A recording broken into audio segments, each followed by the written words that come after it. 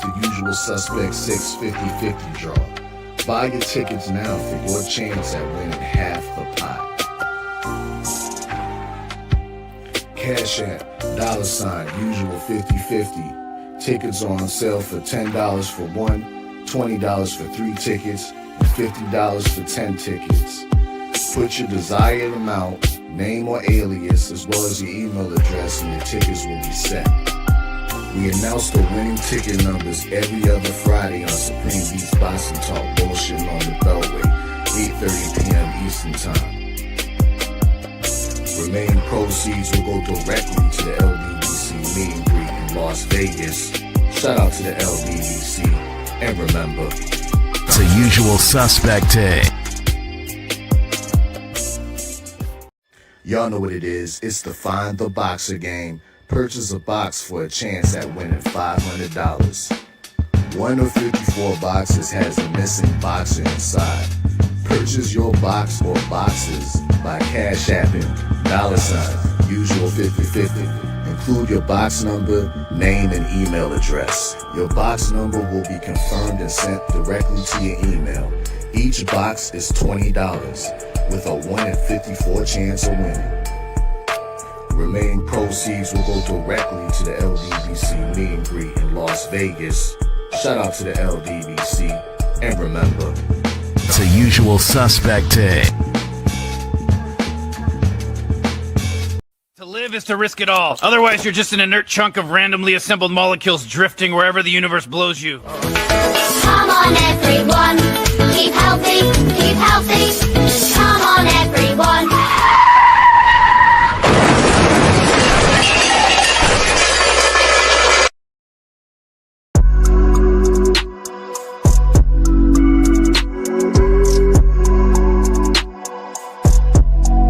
Shop usualsuspect6.com.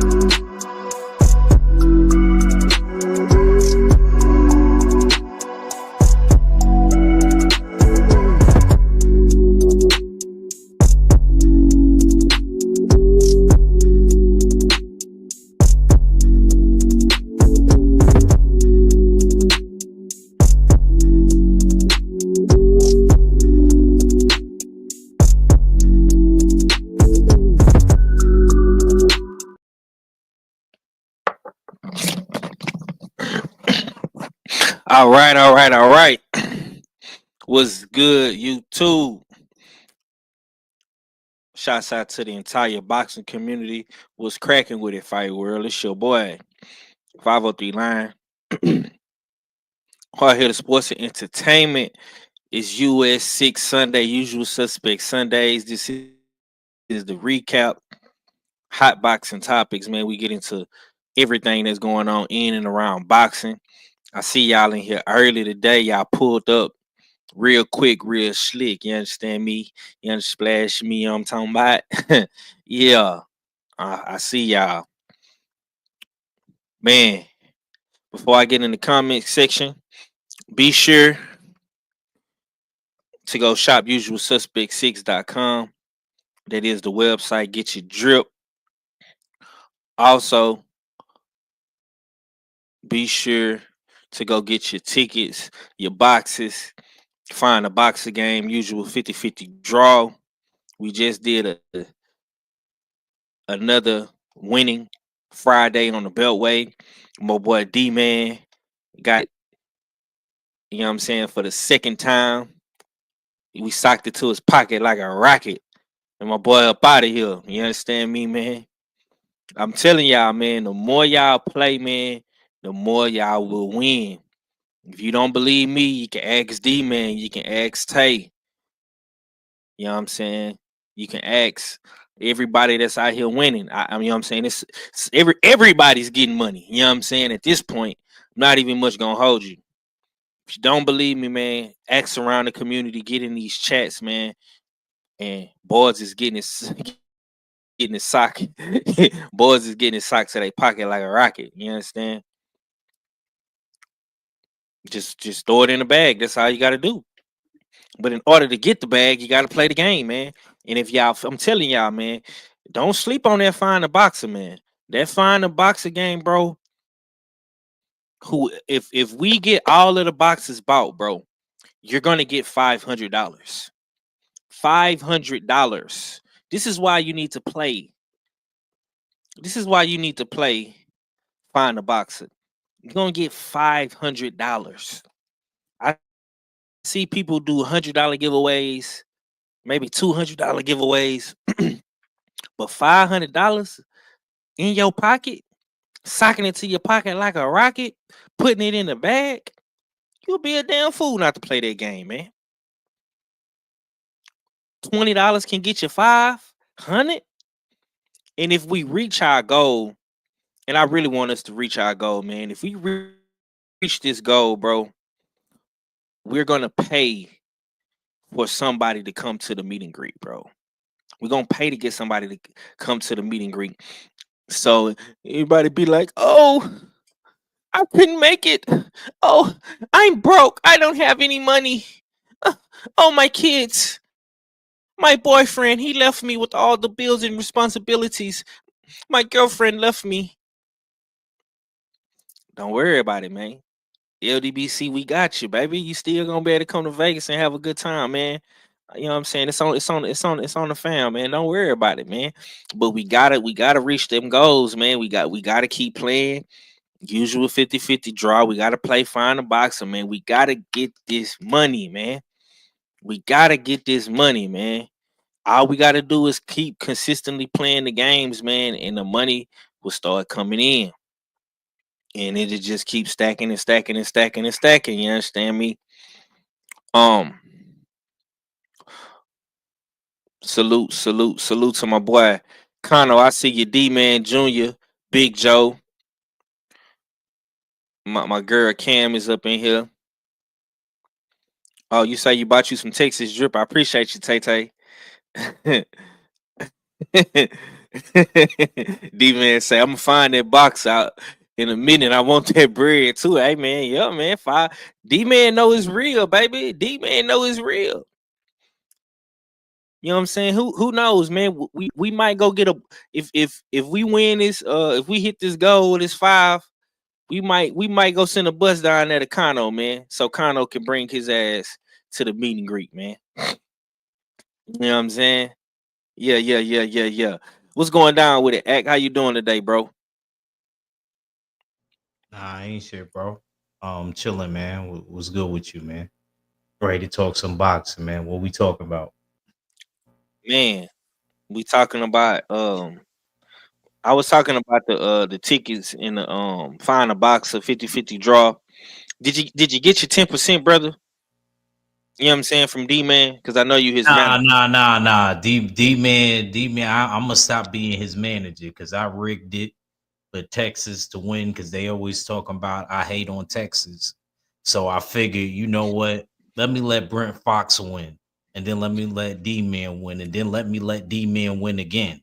Because they was talking about I was rigging the system for Tay Tay. So, you know. So I say, you know what? Let me let Texas in on this thing. And I still ain't get my 10%. So you know what we gonna do to D man. I gotta issue these. Sorry, D man. Yes, sir. But anyway, man, we Mm, good, man. We chilling, man.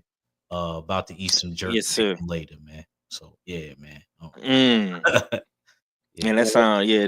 Okay. I feel you, man. Definitely got to go give me some of that jerk chicken, my damn self, one of these good days. All right, man. Since you hear KG say he on the way, we know David Ruffin and all fella. You know what I'm saying? Have you talked to all fella? Cause y'all didn't do night court last night, right? Yeah. Our fella, he was uh tired last night. So what ended up happening with him was because he had to get up early to go to the Raptors game with his son. So Yeah. yeah, Okay, so yeah, all fella won't be here. You right. yeah. All fella So won't be here today. so definitely next week, y'all. My bad about that. And my bad to BFTB if he's somewhere out there listening. You know, we'll definitely make that happen. I guess it's gonna have to be on my birthday. So next Saturday we'll try to make that thing happen. Mm. before I Okay, go out. okay. Before I go out. Right. Appreciate you for coming through, Tay Tay. She say she watching the Star Wars movie. Yeah. KG. Tonight, my bad. Tonight, we will be back to our regular schedule program. I should have said that. My bad, Fob. Make sure y'all go to Comic Cons. 8 o'clock Eastern Standard Time. We're gonna do the Star Wars movie review, the first one. I'm gonna have Tay Tay on there. It's gonna be me and Tay Tay cooking. So, yeah, my bad. Go ahead, bro. All right. D-Man say he gonna give you 10% on your C-Day, Acaroni. Salute to the homie Clarence McLean that then came through. We got BX on deck, man, New York. Salute to my boy No Duck Zone podcast, man. I'm gonna have to come over there one day, man, and chop it up with you, bro. You be over there preaching, man, like you Malcolm X or something, man. But you from the Bronx, man. You be over there with the Malcolm X type vibes, man. Trey Titan, salute, bro. All right, man. Let's get into some of this good boxing talk, man. There's no need to, prolong the conversation, man. Yesterday was the last crescendo Rider season's first official card of 2025. We had so many good fights on this card, man. We had Callum Smith versus Joshua Buatsi, Caballero, Big Bang Zane, Virgil Ortiz, Israel Madrimov, Adamas versus Shiraz, Shakur versus Josh Padley, Joshua Joseph Parker versus Martin Bacoli, and we also had Better Be versus Bivol, man. It was a great card. I hope everybody got a chance to watch it, enjoy it. You know what I'm saying? And it's definitely more to come. We're gonna get into it today, man. And of course, man, we got the good doctor in the building. KG, what's going down with it, big bro? What's going on, fellas? What's up, chat? Man, just finally them got in and got settled. Yep, and I know we got a huge afternoon of boxing to talk about that I'm not even mad about that was on in the afternoon. That's crazy. Yes, sir. Yes, sir. We're gonna get right to it, man. All right, man. Before we get to the first fight, before we start breaking down these fights, man. Overall, man, how did y'all feel about the card as a whole? How did you feel about having to watch it in the middle of the day? You know what I'm saying? Going into the evening, the nighttime. You know what I'm saying? Appreciate you, Tay, for coming back through. Act Reach, I'm gonna come to you, man. Overall, man, how did you feel about the card, and how did you feel about watching it in the middle of the day? Was that a hassle for you? Did you have to put something on hold? Like how was it watching a primetime card in the middle of a Saturday? And, I was and hold on. And your co-host say the card was trash. anyway. Don't listen to Kano. That's hate right there. You know what I mean? That's pure hate right there. Because the minute we ask people to tell us what people in America is able to produce something like that, and I'm talking about 50-50 fights, excuse me, not prospects that we know is going to beat their opponents. I'm be honest, man.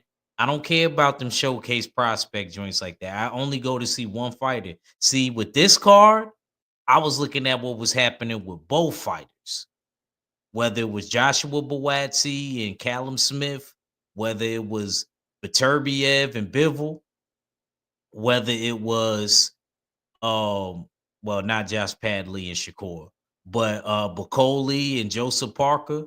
That's what I'm talking about. To where you have a hard time being able to pick, not looking at the prospects, knowing they're gonna dominate,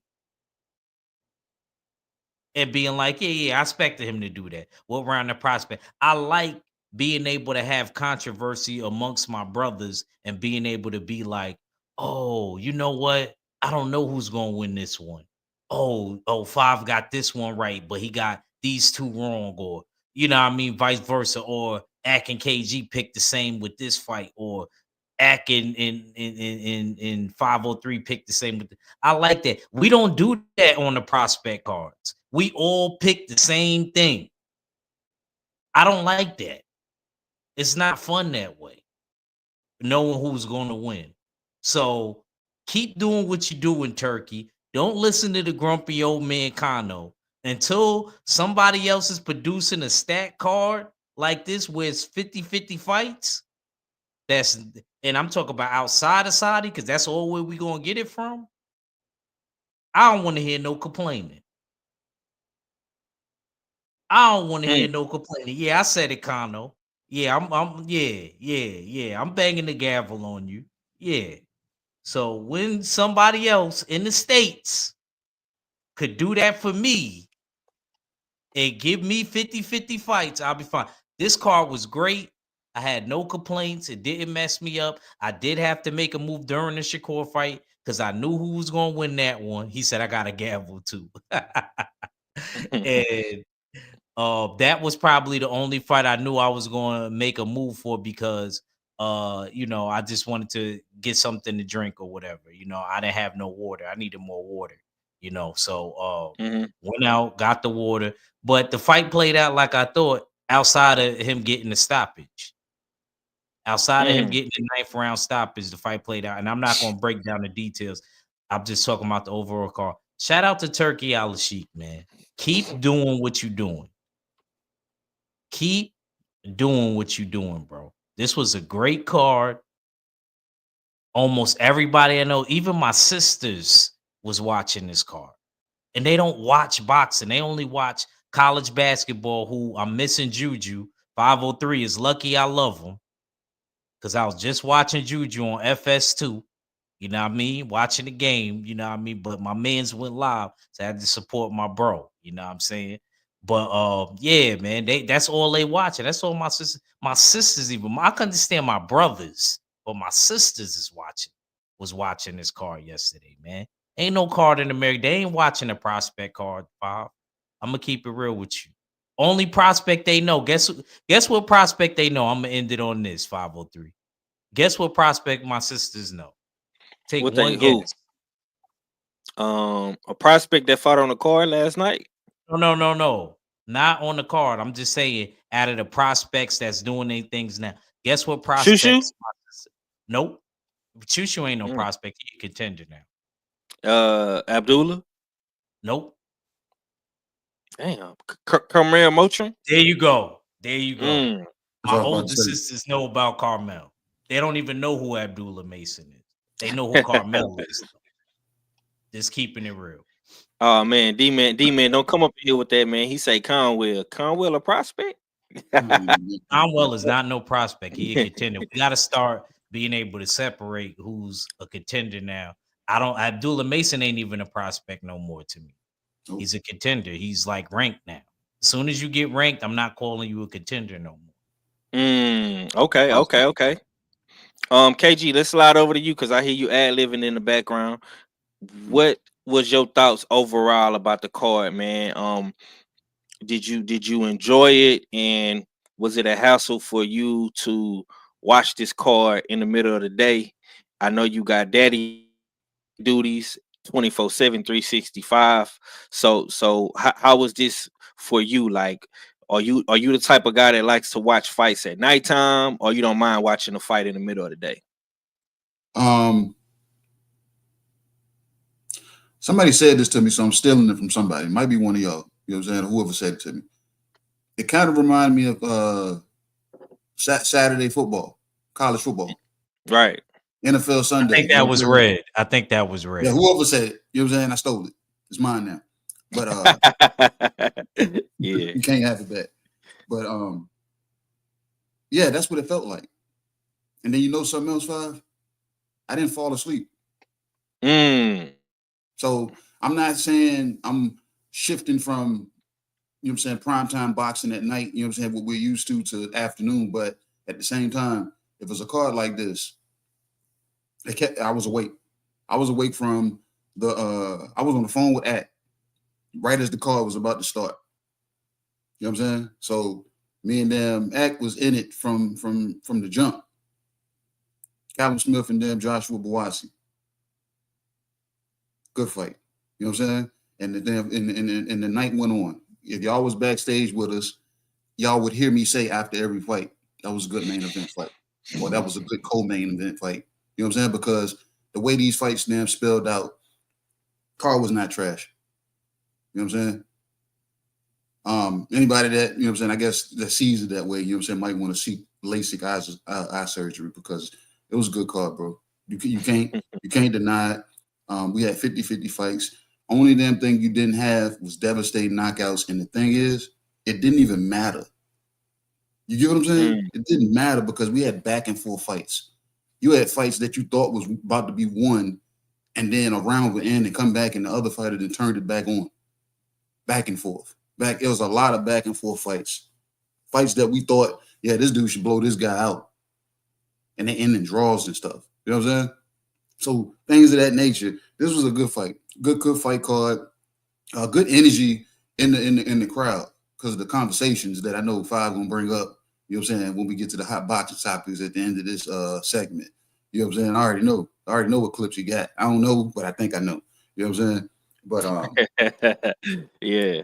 But no, all in all, this was you know what I'm saying? It was a good card. And to piggyback off of what Ack was saying, anybody that says there was another card better, I need the exact card. I don't want one or two fights that was on a card. Give me 4 to 6 fights on a card, you know what I'm saying? And compare that to me. You get what I'm saying? And I want the A side and the B side. I want to show me that it makes sense. You know what I'm saying? Show me that, you know what I'm saying, on paper, the way these fights went down on paper, and we, you know what I'm saying, we had our premonitions out the gate, what we were expecting. We was like, yeah, this fight's gonna do this, you know what I'm saying? And it brought excitement. Tell me a card in the past that was better in totality that had you excited before it ain't gonna happen, regardless the era. The whole card, not just the main event. That's what I'm saying. And everybody says plural. Don King cards. All right, tell me one. And give me the card. Give me the card from top to bottom. You know what I'm saying? So until that happens, you know what I'm saying? This was one of those cards. This was a good card. And if you want to put any other card against it, maybe one of those 5 versus 5s, because those were still 50-50 fights too, and some of those 5v5s. So anybody outside of Turk, who are you, you know what I'm saying? What card are we comparing it to? Not because it was your favorite fighter, not because you knew such and such son that was fighting, you know what I'm saying, in his pro debut. You know what I'm saying? Nothing of that nature. Give me a card that was good from top to bottom, A side, B side. And then, you know what I'm saying? Yeah, that's what I'm saying, because everybody's saying that. This wasn't the best card. This wasn't the best card. I'm like, and I'm hearing that from a lot of people. It was a damn good card, though. It may not be a best card, but it was a damn good one. And I enjoyed watching it in the afternoon. Okay. Salute to Champy. Kano say I enjoyed other cards way more than that one yesterday. Period. Okay, give us reference some cards, man. Give me some cards that you enjoy more than this one, Kano, because you seem to be very firm on your stance that this card wasn't trash. For me, man, Champy, who else on that card? Sorry, Five. Who else No, he on said that? it was solid. He said it was solid. It just wasn't better. He said it wasn't better. Oh, okay. Yeah, he said it was solid. He said it was solid. Yeah. Champion say that Morel card was solid. And he might be referring to the B Figgy and Cool Boy fight. That was the only other fight that, to me, I even cared about. I'm not trying to be funny, but that was the only other fight I cared about. So 2 compared to 6. Usual Suspect. Make sure y'all shop Usual Suspect 6.com. Yes, sir. Kano say the top rank card. They just had the Benavidez card, etc. Okay. Let me get my thoughts, man. And we gonna get into these fights. To me, the card was good. I know that some of the fights probably didn't live up to the hype. You know what I'm saying? And we're gonna talk about some of those fights. But you know, when we have these 50-50 fights, man, a lot of times they don't be exciting. It be very, very technical. It be a high speed chess match. But for me, man, overall, man, this card was good. It was dope. It came on right at like 11 o'clock down here in Texas. I was still in the gym working out with my sons. I was able to get home. You know what I'm saying? Right before the right during the Caballero and Zilly Zhang fight. You know what I'm saying? So when I was coming home, I was watching the Virgil Ortiz and Madrimov fight. You know what I'm saying? Some fights didn't live up to the hype, but some fights did. You know what I'm saying? And you know, it's not gonna always be perfect. You know what I'm saying? But salute to Rider season. And I'm gonna say this too. I'm definitely looking forward to watching fights in the middle of the day on Saturday. If the zone continues with the 5v5 or the Golden Boy versus Matchroom or the Matchroom versus Queensberry, and it's in the middle of the day, I'm definitely looking forward, man. We gotta switch it up a little bit, you know what I'm saying, and do something different. We get used to the same regular format, like. And I was having this conversation with Kay. Um, a lot of these fights, man, I'm gonna just keep it real, bro. We sometimes, bro, we waiting to 12, 1 o'clock in the morning to see the main event. I'm getting tired of that. Sometimes, you know what I'm saying, and if you a father, you got kids, you got a girlfriend, you know what I'm saying, you got a little situation, you know what I'm saying. A lot of times, man, you ripping and running the streets. You might be running errands. You might be getting groceries. You might be going to the gym. You might be going to go see your family on the weekends. A lot of times, man, we have to prioritize boxing and put and fit boxing into our schedule on the weekends with our regular life as well. And we also make, for the content creators out there, guys like myself, at KG, you know what I'm saying, Kano, and other people that's in the community, we still have to set aside time to make content. So it's a million and one things that we doing, you know what I'm saying, on a Saturday. So to get these cards bright and early, you know what I'm saying, early in the morning, it was dope. It was dope. You know what I'm saying? I wish I would have had went to the gym earlier and got back home earlier so I could see the fights from start to finish. You know what I'm saying? But I got in the sauna.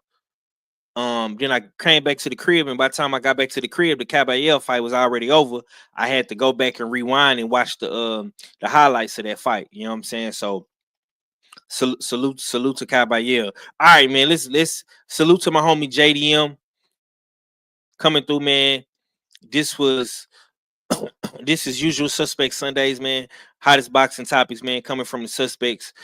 We definitely gonna cook today. It looked like it's just a three-headed monster today. No Stay Ready, no David Ruffin, no R fella. But we got KG in the building. We got Ack Reacher, Ack Wayne, Accavelli in the building, and of course you got the host with the most, man, Mr. Smoke City, Texas Drip, 503 Line, Hard Hitter Sports, man. We gonna get into it. All right, man. Let's try to run through these fights quick and fast.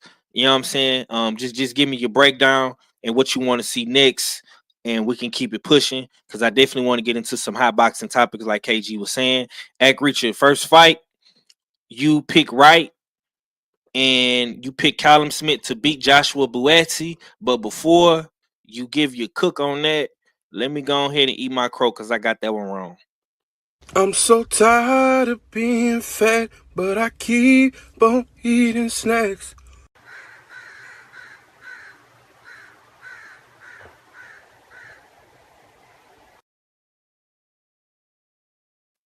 All right, Ack, give me your thoughts on Joshua Buatsi, Callum Smith. You on mute, bro. A lot of credit to both Callum Smith and Joshua Buatsi. Um, Buatsi definitely deserves his credit for fighting a former world champion. You know, I know people keep saying Callum Smith was trash, but he wasn't looking trash, and we didn't feel that way about him when he was scoping everybody at 168 until he ran across Canelo. So, um, definitely landed the bigger, more eye-catching shots to me. Boatsi was able to give as well as he could take. He got a great chin. If I don't give Boatsi nothing, he got a great chin.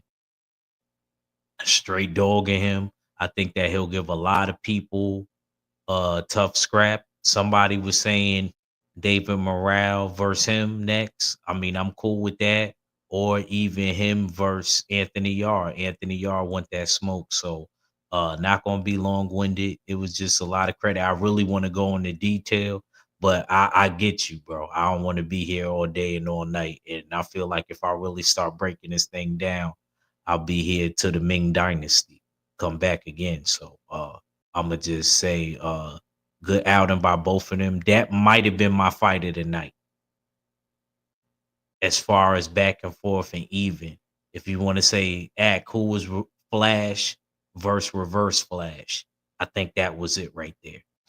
Um yeah, that's all I got, man. Good job. And uh looking forward to seeing what both guys do next. Yes, sir. Yes, sir. Okay, KG. Give me your thoughts, man. You picked Callum Smith, man. You tried to tell me and the other brothers about Joshua Buatsi on the Bellway Friday, man. How did you feel about the fight? It was a good fight, man. You know what I'm saying? Joshua Boasi, he a dog, man. He can take a punch too. But his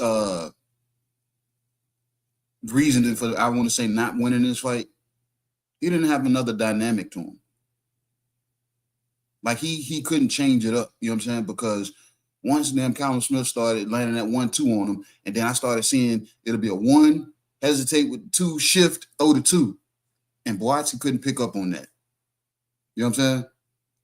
Callum Smith was almost, you know what I'm saying, moving in 503's words, a poor man's like Caleb Plant. You know what I'm saying? He had the sweet hands, you know what I'm saying, a little bit in there. He was setting him up. He peppering him up, step around him, and as soon as damn boy to go to throw, he's off that damn center line and he'll catch him with a straight. Then he was chopping over the ear. You know what I'm saying? So like every damn thing, that left hand, the right hand that was chopping over the top. Like, you know what I'm saying? So Callum Smith went in there and did exactly what I was expecting him to do because, like I said, he's been tested, in my opinion. He's been in there with Canelo. He's been in there with Better Beef. You know what I'm saying? I know he lost on, you know what I'm saying, those fights, but at the same time, he was able to be in there and have that experience.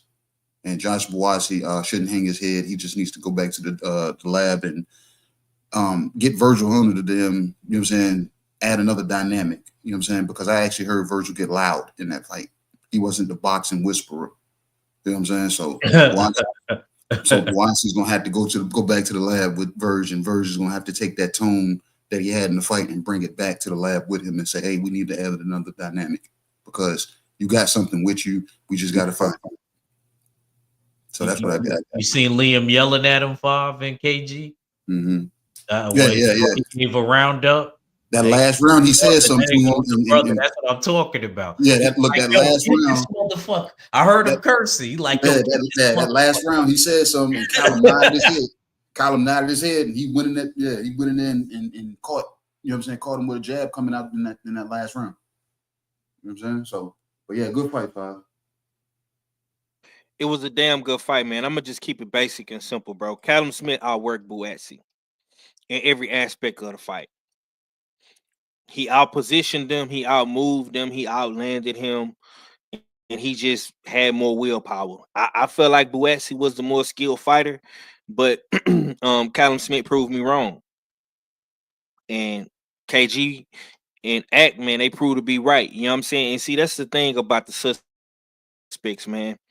We all learn from one another. When we just don't come on here and shoot the shit and talk boxing.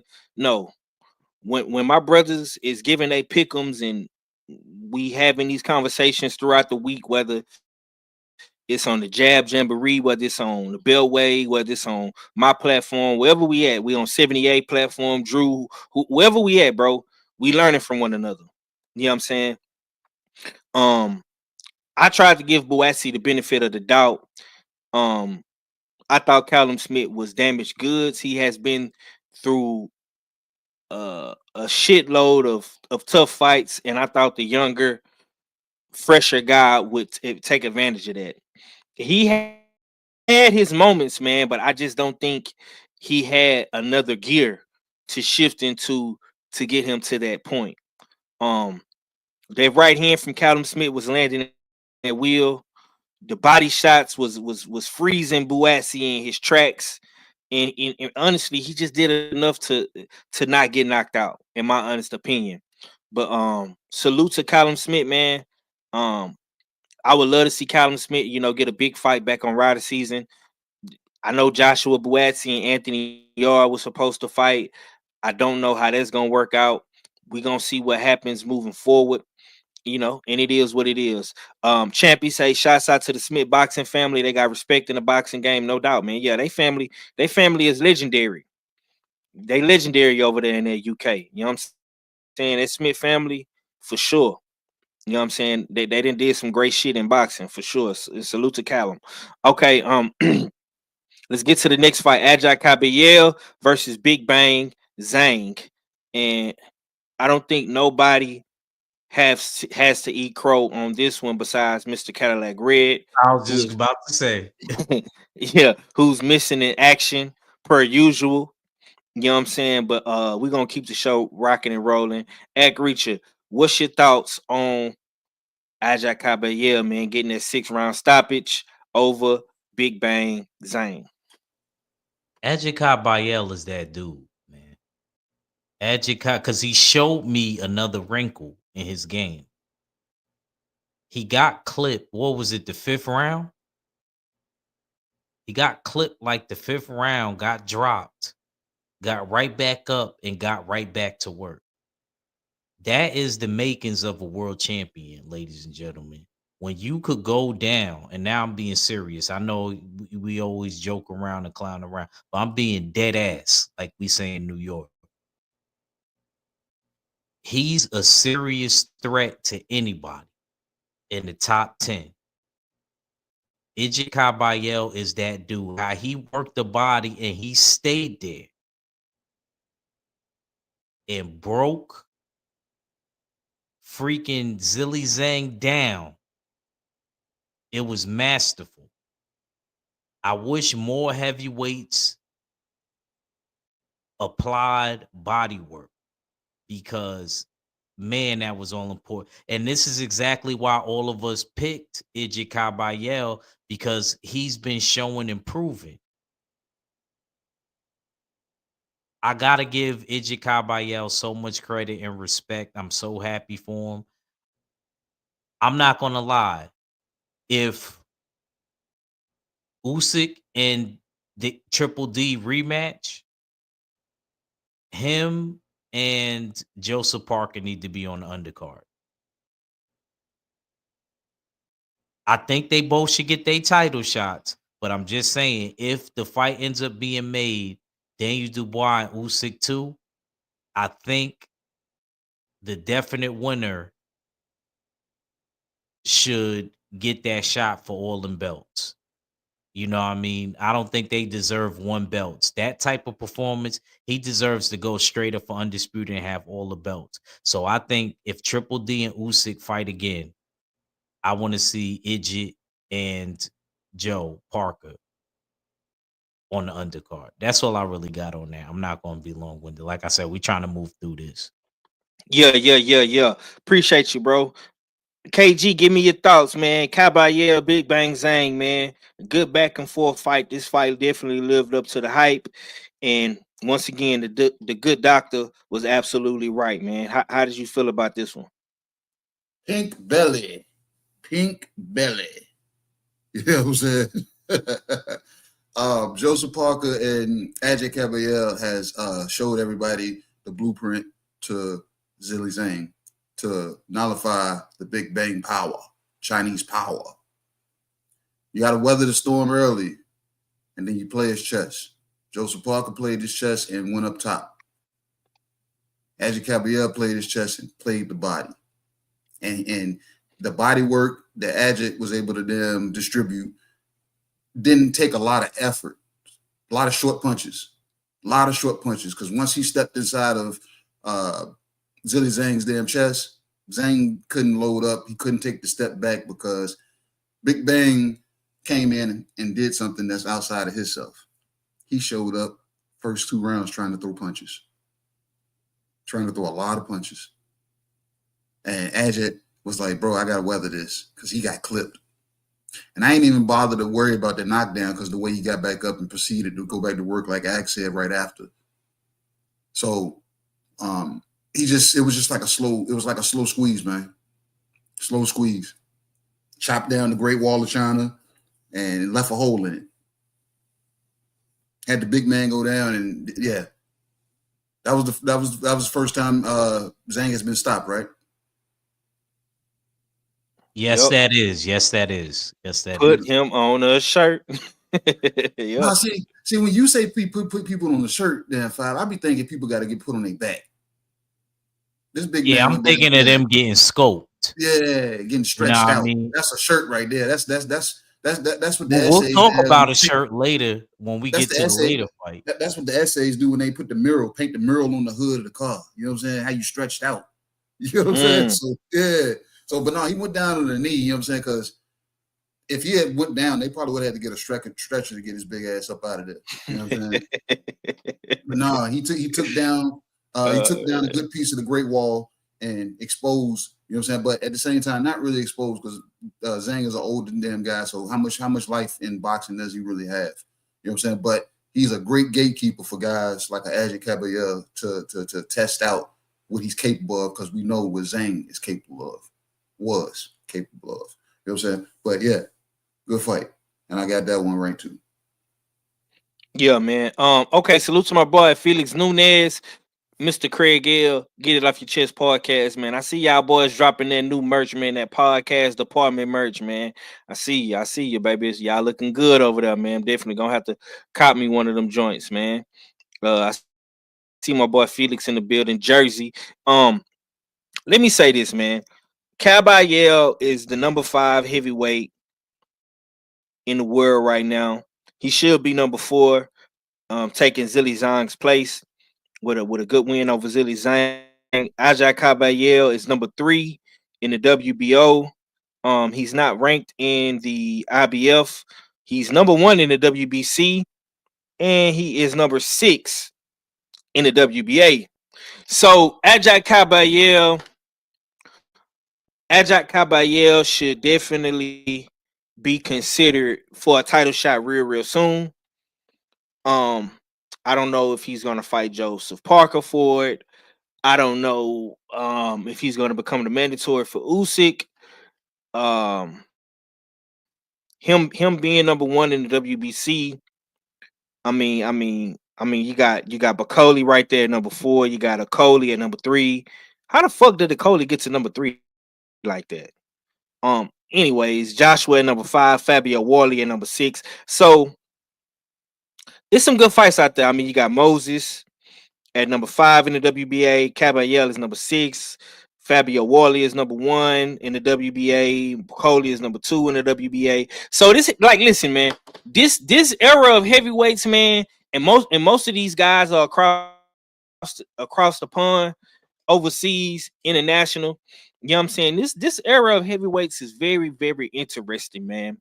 And I'm gonna keep it real, man. This is a international Europe dominated heavyweight division. You know, the era of Deontay Wilder is no more. We should have appreciated Wilder, showed him a little bit more love while he was here, man. But this era of heavyweights, man, Caballero is the real deal, bro. And he's gonna be a problem for whoever he fights, bro. He could. I'm gonna just keep it real. He can beat any of these dudes. Small, tall, fat, skinny, powerful.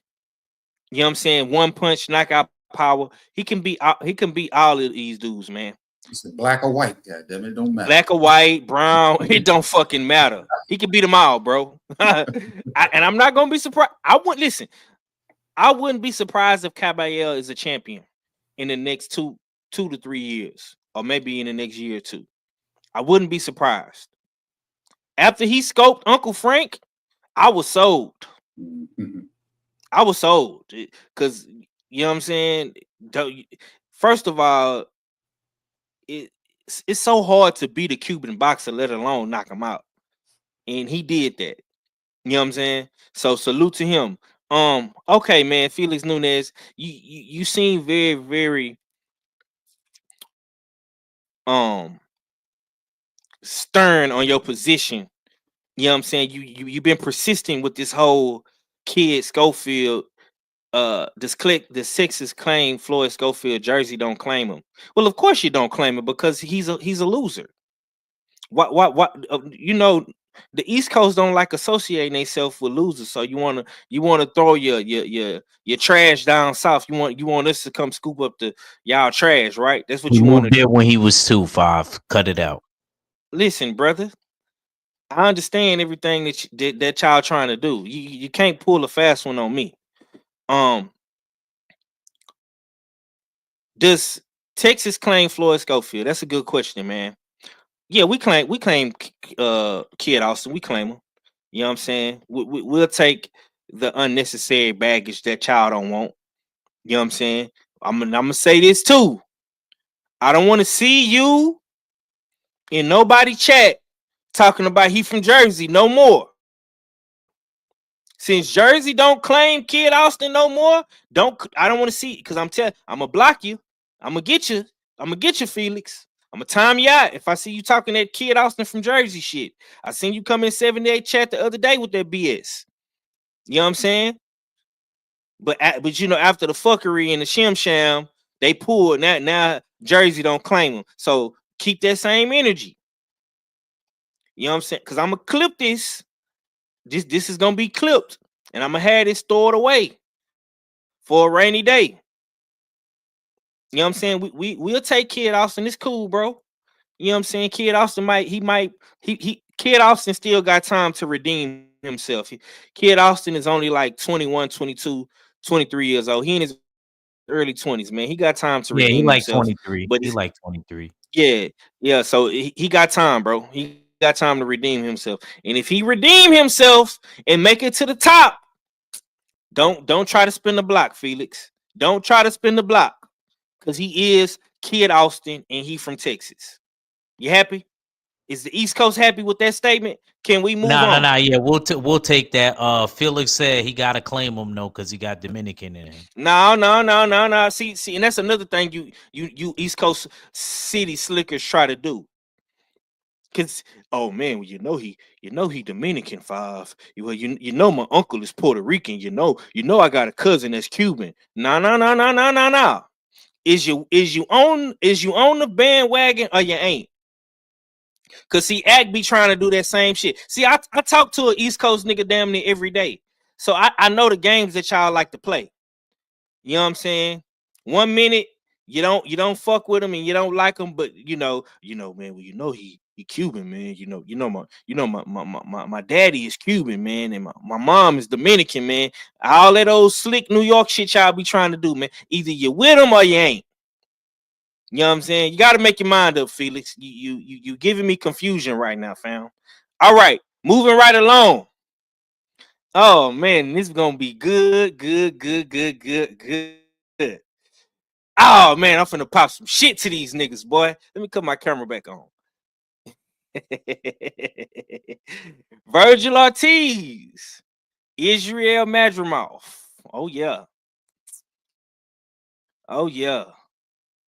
Matter of fact, let me go first since I was right on this one. You know what I'm saying? Because all fella not here, Red not here, but Texas is here though, and my brother Stay Ready is with me in spirit. You understand me? I told y'all. I told y'all.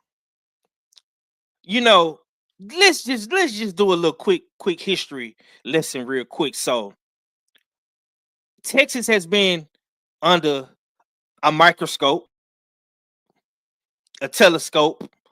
Everybody's been peeping in our window, huh? Looking to see, is we gonna fall again. We know Earl Spence fell off. We know the Charlo brothers fell off. You know what I'm saying? And now they trying to get the other Texas fighters to fall off. We just seen figures come up in here talking about Kid Austin, right? Because they don't want to claim Kid Austin no more. They want Texas to keep him. Okay, cool, fine. But now I got Ack Reacher. And this really ain't about KG. This really about Ack Reacher. So now we got Ack Reacher, right? See, Red lets you know off the rip he's a fucking hater. He doesn't disguise his hate. See, KG, he really is like the most. He like the Zen master of the suspects. He's like the most balanced one. He don't really give a fuck. He just want to see a nigga get his ass beat and a nigga shine like new money. That's all KG care about for real. So KG really don't be tripping about this shit. You know what I'm saying? But these other niggas, you know, Cadillac Reds of the world, see, he didn't convert Ack Reacher to be a full-time hater.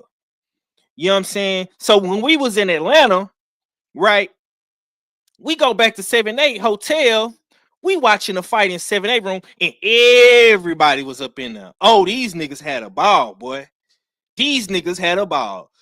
The ladies was up in there. Everybody was at 7-8 Hotel watching the fight. You know what I'm saying? Here come Ack. Man, Virgil ain't shit, bro. Virgil trash. Virgil got beat. You know what I'm saying? And he just continued on with all this Virgil hate. And I'm just like, damn, you starting to sound like Cadillac Red, bro. Where's all this hate coming from? You know what I'm saying? Okay. Then a nigga started hating on Bam Bam Rodriguez. I say, well, damn. First it was Virgil. Now it's Bam. You know what I'm saying? Then he started really poking his chest out when Boots was talking about, yeah, I'm going to 154. Yeah, I'm going to go fight Virgil. Boots ducked. Boots didn't want none of that smoke. He stayed at 147. But I gave Boots Ennis a pass because Boots Ennis did what he said he was gonna do, and I'm pretty sure when that fight comes around, Ack is gonna have a little field day, and he gonna talk a little shit like a Harlem nigga supposed to. But today is my day. Today is my day for me to talk shit. You know what I'm saying? So, to continue on with the story, right? Ack was on his show the other day talking about Madrimov gonna do this and Madrimov gonna do that, and he gonna scope Verge, and he the mag, and he the baby drama show. All this little shit he been talking. He is baby What was the drama baby drama? show. He ain't shit, and you know it. He a excuse for Eastern European boxing is what he is. He's an excuse. Pathetic. And now Virgil Ortiz then beat this boy ass so fucking bad. Now they saying they want to see Virgil Ortiz versus Bud. They saying Virgil beat him better than what Bud did. You know what I'm saying? Yeah. Nonetheless, though, it was a damn good fight. I will give Madrimov credit. He was boxing on his toes, herky jerky, moving around the ring, good lateral movement, side to side movement, but he can only do it for 2 rounds. And oh my God, in them first 2 rounds, this nigga Ack would not shut up. He was so crunk. He was so lit. He kept talking. But slowly but surely, 3rd round, Verge started timing him. 4th round, Verge started catching up with him. 5th round, Verge started applying that pressure. 6th round, Verge started whooping his ass. 7th round, ass beat. 8th round, belt to ass. 9th round, domination. And after the 9th round, I didn't hear Ack Reacher no more. It was like crickets. Like you could hear the fucking you could hear the rats. You know what I'm saying? Walking through the sidewalks, man. That's how quiet it was in Harlem. Because I didn't hear nothing from Harlem. He was quiet. Nada, zilch, nothing. He had nothing to say. You know what I'm saying? And yeah, man, Virgil Ortiz put a nice demo down. I would have really liked to see Virgil Ortiz get the stoppage.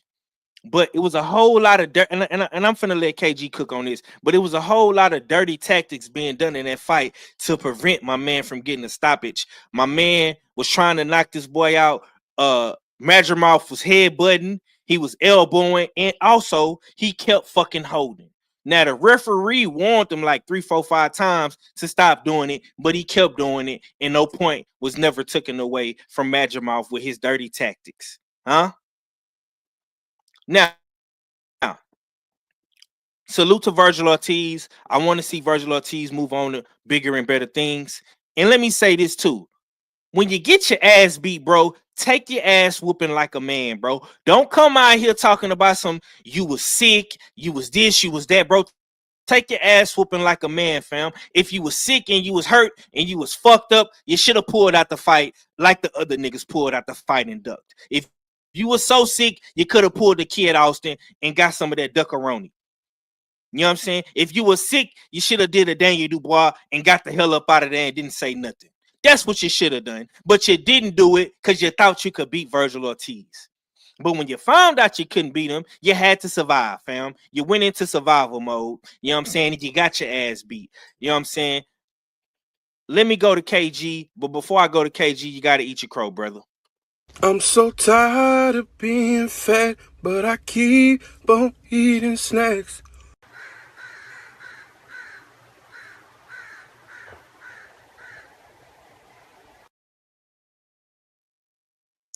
KG, what you had on the fight, big bro? Too much movement. That's what I had. Too much movement. Too much movement too early.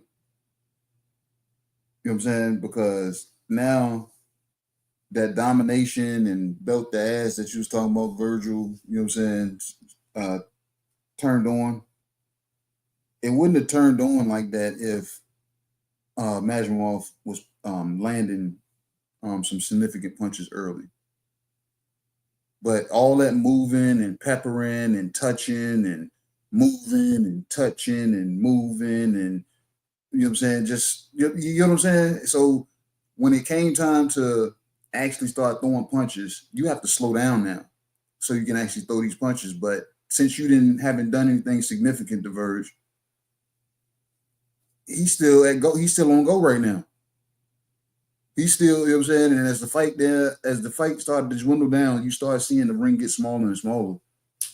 And I was like, man, I was only quiet because I was in traffic. I was driving around, you know what I'm saying? So I was looking and I heard y'all talking y'all shit. Oh, don't get quiet there. I'm like, I want to say something, but it's too long-winded and it's too much damn traffic, you know what I'm saying, that I was dealing with in the moment. So I was like, I said, I'll let him live.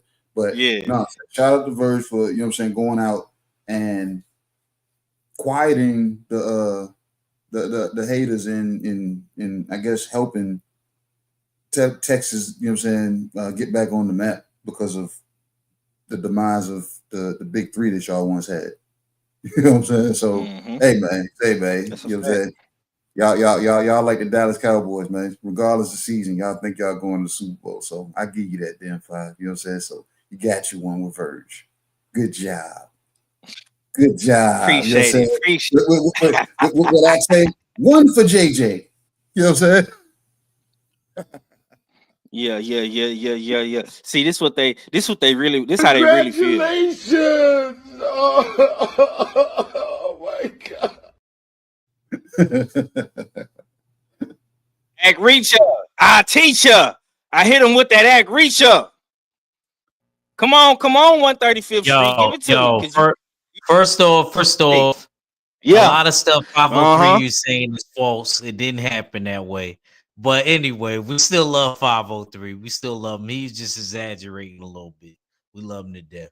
Oh, shout out to Virgil, though. You know, Virgil did his thing. He stayed poised. He took his time. He got slow the first couple rounds. And after that, he did started doing this thing, the baby drama show. You know what I mean? Through great body, he started touching to the body. Then later in the rounds, he started digging. I liked how he mixed things up. Virgil, actually, this was his best performance that I seen him have in a while, like since he been up to 54. So much credit to the sparring, much credit to the the preparation by Virgil, and I do want to see him in bigger fights. I don't know if necessarily I want to see him against. I want to see him against other contenders at his level, like a Charles Conwell or Xander, somebody like that. But mad credit and respect to Virgil. He didn't get the stoppage, but muy bien at you. Good for you. Good for you. You know what I'm saying? Gonna say it. You know what I mean? Yo, real talk. You know, Virgil, you did your thing, man. Good work. I can't even hate on you. Yeah. So Virgil right now, Virgil is the WBC interim champion. He's right underneath Fundora. Hopefully, the WBC will activate the interim and the super champion to fight. We do know that Fundora is coming back and he's fighting Cordell Booker in March. So that is a fight that's coming down PBC's pipeline very soon. In the meantime, between time, I'm steady hearing Conwell's name be brought up, rightfully so. I mean, he is a Golden Boy fighter. Virgil is a Golden Boy fighter, and I'm here for it, man. I had an opportunity to chop it up with Charles Conwell. Salute to Cono for that. Conwell is a good dude. He's a great fucking fighter. And I feel like Conwell is being robbed of a lot of opportunities. I'm gonna say this, man, before we go to the next fight. We got to get Conwell on the next card, bro. Whatever card that the zone is having, Golden Boy is associated with, Conwell needs to be on that card. He needs to fight somebody, bro. That's just that, bro. Yeah. We need to see Conwell in the mix. Point blank, period. I don't give a damn who Conwell fights. I wouldn't necessarily say I want to see him and Verge next, because I would like Conwell to get a comeback fight before he does step into the ring with Verge or with Xander or anybody for that matter. You know what I'm saying? But I definitely want to see Conwell on the next Golden Boy the zone card. You know what I'm saying? Whatever card Golden Boy is doing, Verge needs to be a part of that. Point blank, period, man. TD say Virgil showed me something yesterday. I thought he dominated that fight. It wasn't close on my scorecards. Yeah. He's gonna beat snot down your guy's face 503. Shower. You starting to act like a hater too, Shower. You know what I'm saying? You talked all this shit right along with Ack She ain't lying though. She ain't lying. Okay, bro. We Shower gotta law, right? we gotta see it. Shower law, red act. We gotta we gotta see it though. We gotta see it, man. You know what I'm saying? She been talking real greasy and shit like that, but then she talking about she copping deuces and she don't want to eat no crow. Nah, sister, you gotta eat the crow too. Cause you on the hype train with Conwell and you picked against Virgil too. You know what I'm saying? But yeah, you definitely got to eat that bird, sis. You know what I'm saying? Okay, moving on to the next fight, man. We trying to hurry up and get up out of here. Usual Suspect Sunday, man. This is the recap, man. The hottest boxing topics right here. Hard Hitter Sports and Entertainment, man. We got the three-headed monster in the building. You know what I'm saying? This might as well be the US3 Sunday because we don't have 6. You know what I'm saying? But salute to my guys. Red, stay ready. Our fellow. They not with us today, man. I got KG, I got Ack Wayne, Accavelli in the building, man. We're going to the next fight, man. Hamza Shiraz versus Carlos Adames. Very, very disappointing performance from Hamza Shiraz. He did not live up to the hype. I'm gonna just keep it real. It is what it is. Ack, give me your thoughts, man. Hamza Shiraz and Carlos Adames. And let me ask you this: did you have Carlos Adames winning the fight? Because a lot of people feel like Adames won that fight, and they are now saying that Turkey is showing hella favoritism towards his favorite fighters, and they robbed Adames in that fight. What's your thoughts, bro? Much credit and respect to Carlos Adames, man. He definitely showed me more than I expected. Let me say that first. He definitely showed me more than I expected out of him. Secondly, no, I thought it was a draw because I thought Hamza Shiraz, the first half of the fight, I thought he dominated. Then I thought the next half of the fight, um, Carlos Adames dominated. That's just what I saw. I could be wrong. I said the same thing on Kano's channel. I mean, like I said, I feel as though those early rounds, Carlos Adames let those rounds get away. He wasn't even moving on the inside. He couldn't gauge the distance yet. Maybe that's what it was. But I thought at least the first 6, 7 rounds. And then after that, Carlos Adames, literally the second half of the fight, he took over. He started finding his range. He didn't get hit as clean as in the beginning. I did think that he worked a little bit better and started switching up the gear level. So that's just me. If he did edge it, but I seen it as a draw. Me personally, that's what I saw. I seen it as a draw. Anybody could disagree. I'm not mad it was that close of a fight, but I seen it as a draw. Okay. KG, I'm gonna come to you, bro. It's being reported now that the fans are not wanting the PBC guys to continue fighting on Ryder season and doing business with Turk because they saying that Turk in Ryder season is biased towards some of their favorite fighters. Hamza Shiraz being one of them. We seen Big Turk get up and actually go to Shiraz's corner, try to give him some words of encouragement, and we seen the fight end up being a draw.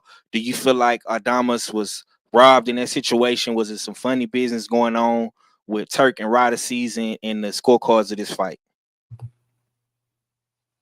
I said this before, Five. When you go into anybody's house, you go in with the intentions to kill. You know what I'm saying? From that video that you sent, it showed Big Turk going to his corner, telling Hamza that he was down by 2 points. You know what I'm saying? So you telling him he's down by 2 points, that means that Adames was winning. That means if that was translated to Hamza and he went out there and evened it out and took it to a draw. You know what I'm saying? But you got to expect favorites in this business. That's why I always express to y'all I don't have any feelings for any of these fighters. You know what I'm saying? I really don't. I won't allow myself to. You know what I'm saying? Because things like this happen. You get seen. You know what I'm saying, in the light, trying to help your fighter, your favorite fighter, in that moment. So yes, it's wrong to do it, but Floyd did it to them to Tank. Floyd got up and told Tank, walked up and down the side of the ring when I can't remember that fight. What fight was that? I can't remember. It doesn't even matter. Matter of fact, I was at that Barrios. Fight. Yeah, I was at that fight. That was Mario Barrios. And I kept telling Red in the crowd, I said, bro, Floyd can't do that. He said, do what? I said, Floyd is walking back and forth along the ring. He's telling Tank stuff when they come to this corner. I said, you're not supposed to be giving instruction, you know what I'm saying, in that sense. But he was like, who's going to tell him that? That's Floyd. So, Riyadh season, who's going to tell Turk not to get up and go walk around and talk to the fighters? You know what I'm saying? So, y'all got to be expecting some bullshit. You know what I'm saying? Everybody that has something against Turk, yes, that it's going to be holes because Turk has exposed himself for being a fan, so he has favorites. But we've seen his guys get in there and lose. We've seen it. So just because he's doing that don't mean you can't win, because you can. You just got to step on the gas. And the people that's on your team need to take awareness to that. When they see something like that, they need to look over. Hey, man, why Turk in this corner? Hey, man, go out there and hit that nigga in the nuts. Hit him low. Don't get this nigga Kano no fuel. hit him low on the opposite side of the ref. We got to shake this up a little bit. I don't advise dirty play, but if I see something like that, if I look across and I see something like that, my fighter's going to get a little bit of extra instruction.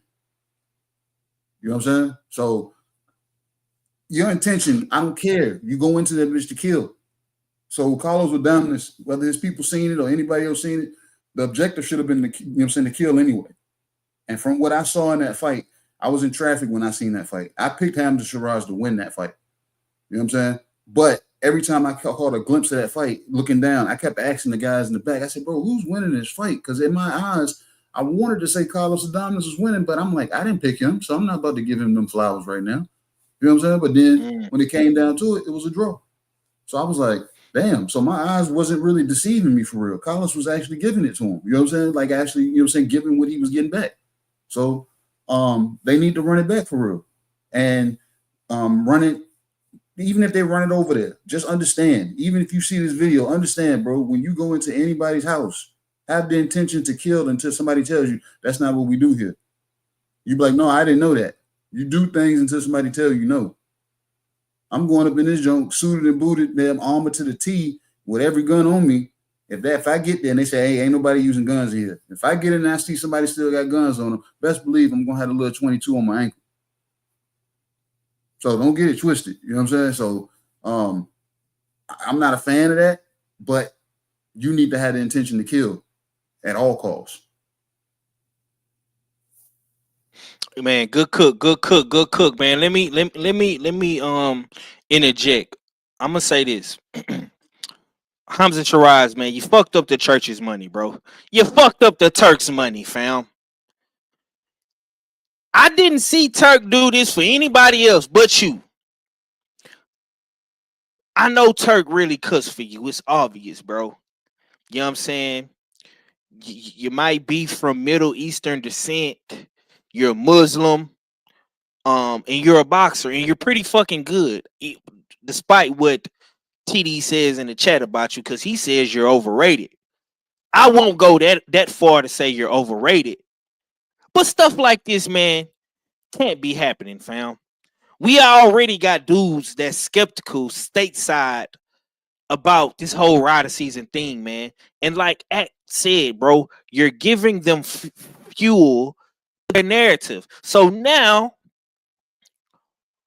guys are gonna be talking about this and saying, see, this is why you don't need to go over there to rider season, because Turk is gonna tell the judges to rob you. Turk is gonna go for his guy. I mean, we just heard Tank Davis come out a few days ago and say he didn't want to fight Devin Haney because Turk is his man's. And Turk doing bullshit like this justifies Tank's point. And I can't be mad at Tank for feeling how he feel, like I said a couple days ago, because of shit like this. I can't be mad, bro. So if Tank don't want to go to rider season, here's his reason why. This Turk is going to the corner, going to the stool of Hamza Shiraz and telling him he's down 2 points. You can't be doing that shit, Turk. Sit your ass down, man.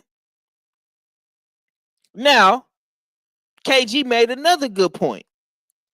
We're not going to sit up here and act like the PBC didn't do this.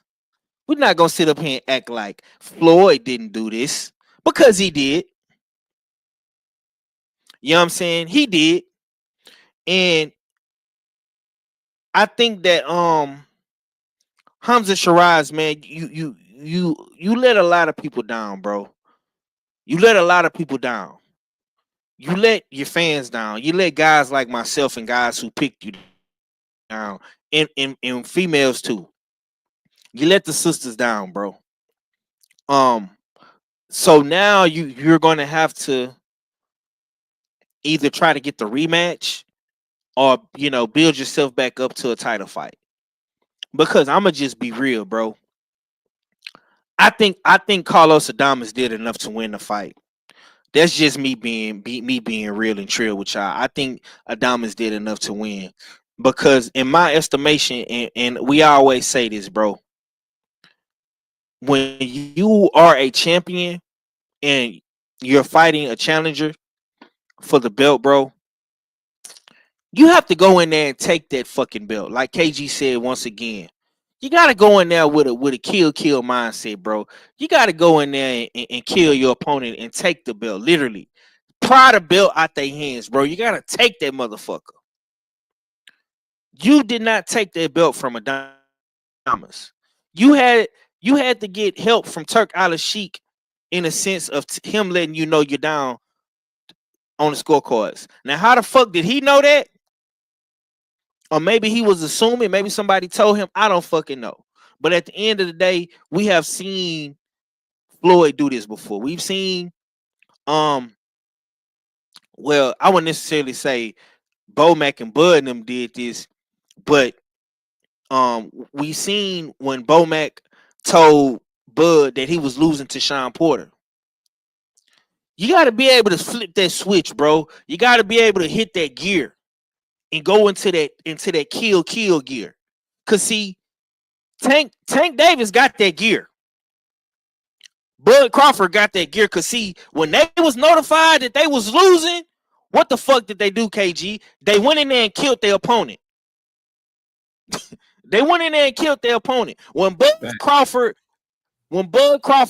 found out he was losing, he knocked Sean Porter the fuck out.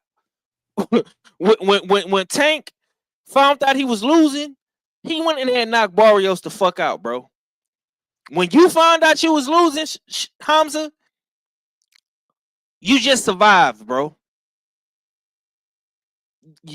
You didn't flip that switch, bro. You didn't hit that extra gear to get the win, fam. And I mean, you know, it is what it is. You know, it's levels to this shit, man. Tank Davis and Bud Crawford, they just levels above you. Sorry to say, but it's the truth. You know what I'm saying? And you know, they where they at because of what they did. And I mean, you are now beltless because of what you did. So hey, it is what it is. You got anything else you want to say, K, before we move on? No, but I think Ack in the back. Yeah. Ack Richie, you back, bro? You got anything else you want to say before we move on from Hamza? Yeah, I just want to know if y'all can hear me. Mm-hmm. All right, nah. I ain't got really nothing on it. You know, just like KG said, you know, that's a part of the business and stuff like that. You know, there's favorites and then there's not favorites. So yeah, not gonna say nothing about that. You know what I mean? We can move on. Salute to my boy TD in the super chat, man, on Smoke City Mobcast. He say, who you got? Rise or Osley? Is you serious right now? Trash. I appreciate the super chat, man, but is you serious, bro? Troy Osley over Shiraz, bro? I don't know if y'all noticed or y'all didn't see the interview me and KG did with Troy, but I'm gonna just say this: if that would have been Troy Osley in that ring last night, we would have had a new champion today. Do you agree with me, KG? I mean, what's your thoughts? Do you got Shiraz over Osley? Most definitely. You know what I'm saying? And we talked to Troy and asked him about Hamza Shiraz. And he said, yeah, I can get him. You know what I'm saying? He a tall guy. He a big guy. We chop trees down in Virginia. Hey, man. Look, bro. All I'm going to say is this, bro. Troy Osley already didn't put hands and feet on Carlos Adames, bro. Mm-hmm. He did that shit in 2024. You know what I'm saying? He already didn't put hands and feet on Adames. He beat Adames' ass so bad that they didn't want to invite the nigga to the next day sparring session. You know what I'm saying? Now, from what I'm told, if your ass don't get invited back to the next sparring session, A, you either destroyed the man's confidence, or B, you fucked him up, and he don't need that type of work. Mm-hmm. That's what I was told, man, and that's straight from the horse's mouth, man. Troy Isley came on the platform and said that. You know what I'm saying? So, appreciate the super chat though, TD. Appreciate you, bro. Hey, Salute to the homie. Pop, I'm Huh? gonna switch over to my phone real quick. Of course, Daddy dude is in hit again, so yeah, I got to switch over to my phone. All right, bro. All right, do your thing. Salute All to right. the homie Jared O Living Green coming through, bro. I appreciate you. All right, man. We gonna move over to the Shakur Stevenson and Joshua Padley fight. Um, now this fight in particular was a damn good, entertaining fight. I feel like Shakur did what he was supposed to do, and he got the stoppage in the ninth round. Ack, what was your thoughts on Shakur versus Joshua Padley, fam? Good fight. Good fight for Shakur. That was a good showcase fight for Shakur. Shakur definitely leveled up in this fight to me, especially because people always talk about how timid Shakur is and how he don't let his hands go. Well, guess what? He let his hands go in this one. He let his hands go for real in this one. Even messed his hand. The man was looking like Floyd, like when Floyd was around his age, when Floyd was knocking joint out. You know what I mean? Broke his hands trying to work him out. And nice body shot in the ninth round. It seemed like that was the theme of the night, to work the body in all the fights. You know, somehow, some way. And from both guys, Bowatsy and Callum, working to the body and hurting each other to the body, from Ijik Kabayel and Zhang all the way up to the Shakur fight. You know what I'm saying? We had a lot of good body work. So glad that he implemented that body work. Glad that Shakur got the victory. I think now he could trash talk on Twitter.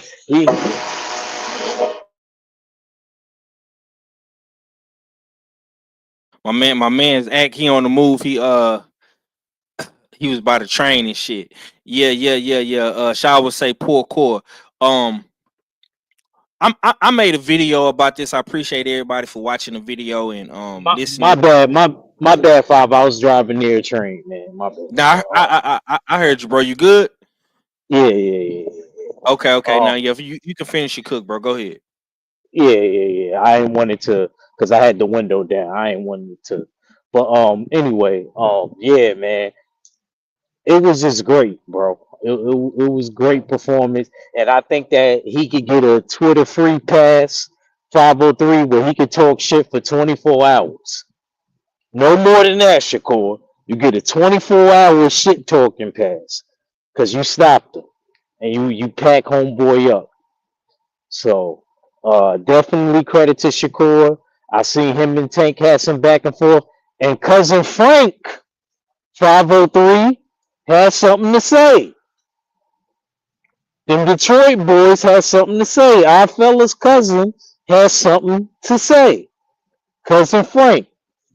So yeah, man. Shout out to Shakur Stevenson, man. I'm glad he let his hands go to where now, if somebody talk trash, because y'all always want to talk about the last two fight with De Los Santos and what's my other man name that he fought, that Frank Artem. Martin fought? Artem. Yeah, Yeah. yeah. So now Shakur stop somebody. I don't want to hear nothing about nothing. That's all I got. Yeah, man. I say this before I pass to K. Yeah, man. Salute to Frank Martin, man. You know, Frank Martin has entered the chat. He's entered the conversation. That's cool. I'm with it. You know what I'm saying? My thing with Frank is I just want to see Frank back in the ring. I want to see Frank back in the ring, and you know what I'm saying. Hopefully he got some coming down the PBC pipeline very, very soon.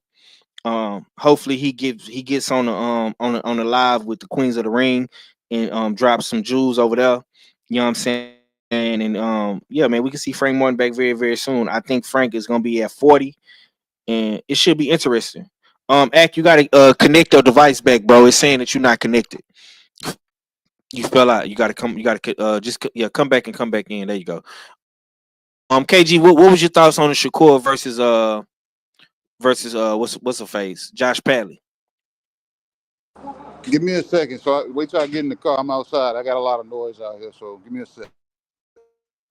Okay. I got you. Just come out mute, bro, whenever you can. I'm gonna say this, bro. At the end of the day, the homie TD say bang the gavel on ex Obama phone. Nah, my man's got that iPhone, man. You know how New York is, man. You know what I'm saying? It's hella noise wherever he was at, man. You know what I'm saying? All right, can y'all hear me? Yeah, go ahead, bro. What's up, man? Yeah.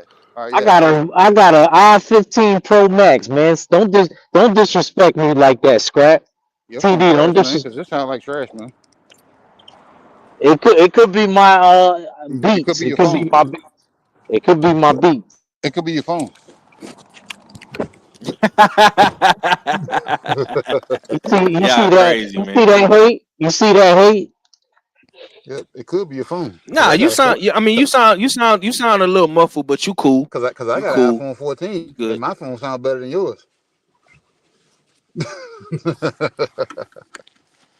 No, but Shakur, uh, the overused term, he did what he was supposed to do. You know what I'm saying? And for everybody that said, "Oh, Shakur needs to do more. He needs to have a devastating knockout. He needs to damn do this. He needs to do that." Shakur don't need to do nothing but be Shakur. I've been saying this, and I'm gonna keep saying it. Stop trying to push fighters into them being something that they're not.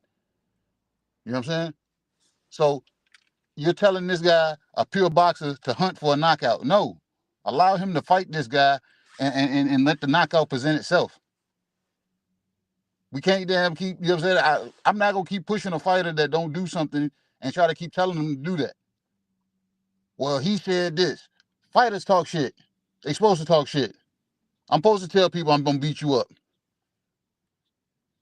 But I'm not gonna step outside my body and try to do something that I know I can't do. Joshua Padley there, you know what I'm saying, presented everything that Shakur needed to do to build on a stoppage. And that's what Shakur did. Padley came in to fight. He didn't come in there to lay down because he could have laid down earlier. But he came to fight. But he wasn't ready for those kidney punches. You saw that act? It wasn't even liver shots. It was more so kidney punches. He didn't like the kidney punches. Folded them. Like I said, and there's no knock to him. But this man took the fight on short notice, and I found out Turk put this guy in that position because this guy had beat up one of Turk's favorite fighters. So he was trying to almost, I guess, pay revenge to this guy and get this guy beat up. See what I'm saying? Y'all see the inner workings there. So it's going to be favorites. But that didn't stop Padley from showing up the fight. He still showed up to fight. And he did everything that was the best of his ability to try to do to neutralize what Shakur does. And he couldn't. You know what I'm saying? And Shakur, you know what I'm saying, stayed the course, stayed clean. Anytime he got hit, you see him smile. You know what I'm saying? So, like I said, Shakur went in and did what he's supposed to do. I want my guy to go take a sit down and talk and discuss, you know what I'm saying, what do we really do going forward? Because you possess the skill set to beat just about anybody in boxing, but your hands don't seem like they want to allow you to be great. You know what I'm saying? So it's nothing against you, but sometimes genetics then plays a role. You know what I'm saying? And I don't know whether it's your mom's hands or your dad's hands. You know what I'm saying? Somebody's hands has cursed, you know what I'm saying, Shakur would have him, you know what I'm saying, brutal hands. Because any fight going forward after this was going to be a tougher fight, and he's going to really have to punch on some of these guys going forward. So is his hands going to be able to hold up? Because his brain is pretty much still superior. You know what I'm saying? But can his hands hold up? That's what I got. All right. Moving right along to the next fight, which was Joe Parker and Martin Bacoli. We getting down to the last of the last. We got two more. We got two more fights to cover, which is this fight, Joe Parker, and then we're going to the main event. Um, I don't think anybody picked Bacoli. KG, I don't think you picked Bacoli, and I don't think Ack picked Bacoli. Hell no, I ain't pick no damn Piccoli. Yeah, right. Just wanted to verify that, you know what I'm saying? But I definitely heard you say that, I just want to make sure. So I'm gonna slide back to UK since you in a good position to talk. Give me your thoughts. Bacoli, Joe Park, man. Joe Park got the knockout in the second round, and I'm finna pull up the actual clip of the punch landing. Some people said it was a phantom punch. It just was from the other side of the ring. You couldn't see it. It was a right hand that caught Bacoli dead on the temple. And yeah, man, my boy was out of there, man. He was like he was like Bambi out there. You know what I'm saying? But what was your thoughts, bro? Nah, it wasn't a temple shot. He caught that man right off the forehead, right off the damn Goodell's peak. Caught him right on the top of the head. Mm. Shook him up. And it sometimes that's not even a hard punch. But as soon as you take your next step, your body says, yeah, it was. And that's what Bacoli's body did. You know what I'm saying? All that hip rolling didn't help him maintain his balance. But I tried to tell people, I said, bro, you cannot take a fight, you know what I'm saying, on short notice like this and take a 10-hour flight. I understand if I took this fight on short notice and I had to drive to Florida or to New York, you know what I'm saying, something like that. Somebody else is going to drive, of course, but I'm going to be able to relax a lot better. But a 10-hour flight from the Congo to damn Ethiopia, from Ethiopia to out to the damn desert. You know what I'm saying? And when you touch down, it's 2 o'clock in the morning there. So you don't get a chance to do much but damn do the interviews when you get there. And you go get on the scale and you've been exposed to not even being prepared for your FA Jogbe fight. You know what I'm saying? That you had coming up. So unless your intentions were to come in huge against FA. You know what I'm saying? So I don't know the rhyme or reason to that, but at the same time, I never had any ambitions of a guy on a 10-hour flight being able to beat a guy that came in prepared to fight, whether it was him or, you know what I'm saying, Daniel Dubois, the actual champion. You know what I'm saying? So, perfect punch. You know what I'm saying? And he loaded it up from outside. Loaded it up from outside. Threw the overhand, the same overhand he been catching every tall fighter he's been fighting on his little winning streaks that he's been on.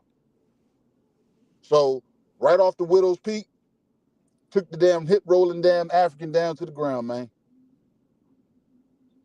78 said the man was in his Yeah. pajamas. Had him out there in his drawers. Nah, that's a fact, bro. That's a fact. And like KG was saying, my man's had to go from the Congo to Saudi Arabia, man. That's a 15-hour flight on average, but we don't know if he had to do a layover or anything of that matter. We don't really know the logistics of it, man. He could have been on a plane for 20 hours. You know what I'm saying? It's an average 15-hour flight, man. So we talking about going to a whole nother continent and a whole nother country. You know what I'm saying? So it definitely was you know, some I ain't gonna say it was like man, listen, man, it was a messed up situation for everybody involved. But what I will say is Bacoli showed me that even though the odds was stacked against him, his back was against the wall, man. I'm gonna tell you why I respect Bacoli. It's simply because, man, he understood the opportunity. He didn't let the opportunity slip past him. Even with him coming off an amazing win over Jared Big Baby Anderson, he still wanted to be a part of something more and something bigger, even if it was last minute, even if he was coming in 2 days before the fight. You know what I'm saying? That shows me that Bacoli has the heart and the nuts to get in there. And you gotta respect that, bro. The man literally just went over there and got knocked out when he didn't have to do that. You know what I'm saying? He could have stayed in the Congo. He could have kept training, going at his own pace, doing what he wanted to do. But the opportunity presented itself. He negotiated. He wheeled and deal. You know what I'm saying? Got himself a bigger deal, a bigger bag is coming. You know what I'm saying? His way. He made some money in the process. You know what I'm saying? Before he does get his big fight, whether that's with Efe Jabba or who, I'm pretty sure Bacoli is gonna be fighting somebody that's gonna be a big deal. You know what I'm saying? So he got some more money coming down the pipeline. You know what I'm saying? And that's one thing I gotta respect, man. You gotta respect that type shit. Act Richard, what was your thoughts on Joe Park versus Bacoli, man? Play that crow for them boys, man. Don't be nice to them. I want Mac to get his crow, Oh Steels, shit. and motherfucking Ray. Play that crow for them boys. Okay. Okay, say less, bro. He trying to hand his crow out, man. Hold on. I'm so tired of being fat, but I keep on eating snacks.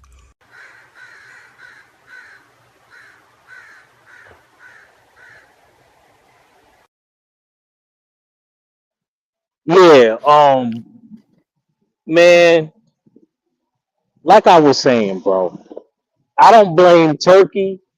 Only person that I'm blaming on this particular situation is Bacoli as a man. You knew and you said in the video, I didn't start training camp. Now, there's a difference between being in shape and in fight shape. Like I was telling the bros before, this is why I didn't trust Bacoli. Regardless if he had good wins and stuff like that, that's not going to equate to what we're doing in this fight. And I felt as though, honestly, it was a tall task, bro. You like KG was saying, you got a 10-hour flight. You're going to be jet lagged. Not only that, you're not in fighting shape. So the odds were stacked against him. So there was no way I was picking against Joseph Parker. And people got to look at little subtle details like that, because sometimes the smallest details is the most important. And that could be the difference between you eating crow and you're not eating crow, if you're listening. So I made that clear, and I kept talking about that, and it came true. He ended up getting scoped. You talked about if anybody got put on a T-shirt, it was Bacoli, and I ain't never seen Bacoli look like that. He got hit right on the shape up. He got a new lineup because of that, bro. That boy Joseph Parker hit the Lion King on him. Remember Scar when he killed Mufasa? Long live and threw him off a cliff. That's what happened, bro. Nah, facts. You know what I'm saying? So, bro, Yeah. I don't want to hear. We don't know what we be talking about. Listen to the suspects. It's imperative that you do, because of shit like that. Jet lag, and you could tell he was still jet lagged, because what did his legs do? It went right up in the air, like back in the days when I used to go to church and the saints used to catch the spirit. You know what I mean? It flew right on the floor. That's what happened. Looked like a Baptist or Pentecostal church, bro. Real talk, bro. That's what he looked like, bro. Legs went right up in the air. He had no legs, and he couldn't even fight to get back up because they're doing jet lag and doing interviews. He didn't even go to bed. It's almost like they set him up. But I can't say that he set himself up. He didn't have to say yes. So he got nobody else to blame but himself. Mm. Nobody else to blame but himself. Him not having a full training camp, him just going out there willing to accept 400 a half, basically a half of $1 million, and him being promised another fight or whatever. Bro, he got to come back. Yo, this really put a dent in his career, bro, because he actually had a great win. The last two wins were beating two prospects, beating Tony Yoka in 2022, and then beating Jared Big Baby Anderson. What was it, 2023, 2024? Yeah. Those are two great wins. Those are two great wins, bro. I don't know if I would have been trying to sacrifice that for the money, bro. You got learn to say no, man. Like they used to tell us when we was kids. Learn to say no to drugs, bro. Say no, bro. It's all right to say no. Real talk. Mm. Man, yeah, man. I think Act Richard really hit it on the head with that one. That was a damn good cook because he sacrificed himself to get a little bit of extra bread, bro. And like they always say, man, especially if you grew up in the hood, man, all money ain't good money. But who are we to tell this man what to do and what not to do? You know what I'm saying? He made the decision. He got to live with it. You know what I'm saying? It's another loss on his record. Uh, he definitely can bounce back from it. I'm pretty sure Turk is gonna put him in position to possibly bounce back from it. You know what I'm saying? And we shall see what happens. Okay, man. Last fight. Better be Bivol. Um, I want to say all of us picked Better Beeve. I don't know who picked Bivol. Who picked Bivol? Bivol. Did anybody pick None Bivol? of the suspects picked Bivol. Yeah, none of the suspects. Everybody that picked Bivol wasn't a suspect. It was 78, D-Man, and Joe Townsend. Okay. And it's crazy Okay. because that was a fight they got right, and they was mostly getting everything wrong. But salute to them for getting the final fight right. You know what I Yes, mean? sir. If it even was right. But we'll talk about it. Yeah, man. Let's go ahead and eat this last piece of crow before we go. I'm so tired of being fat, but I keep on eating snacks.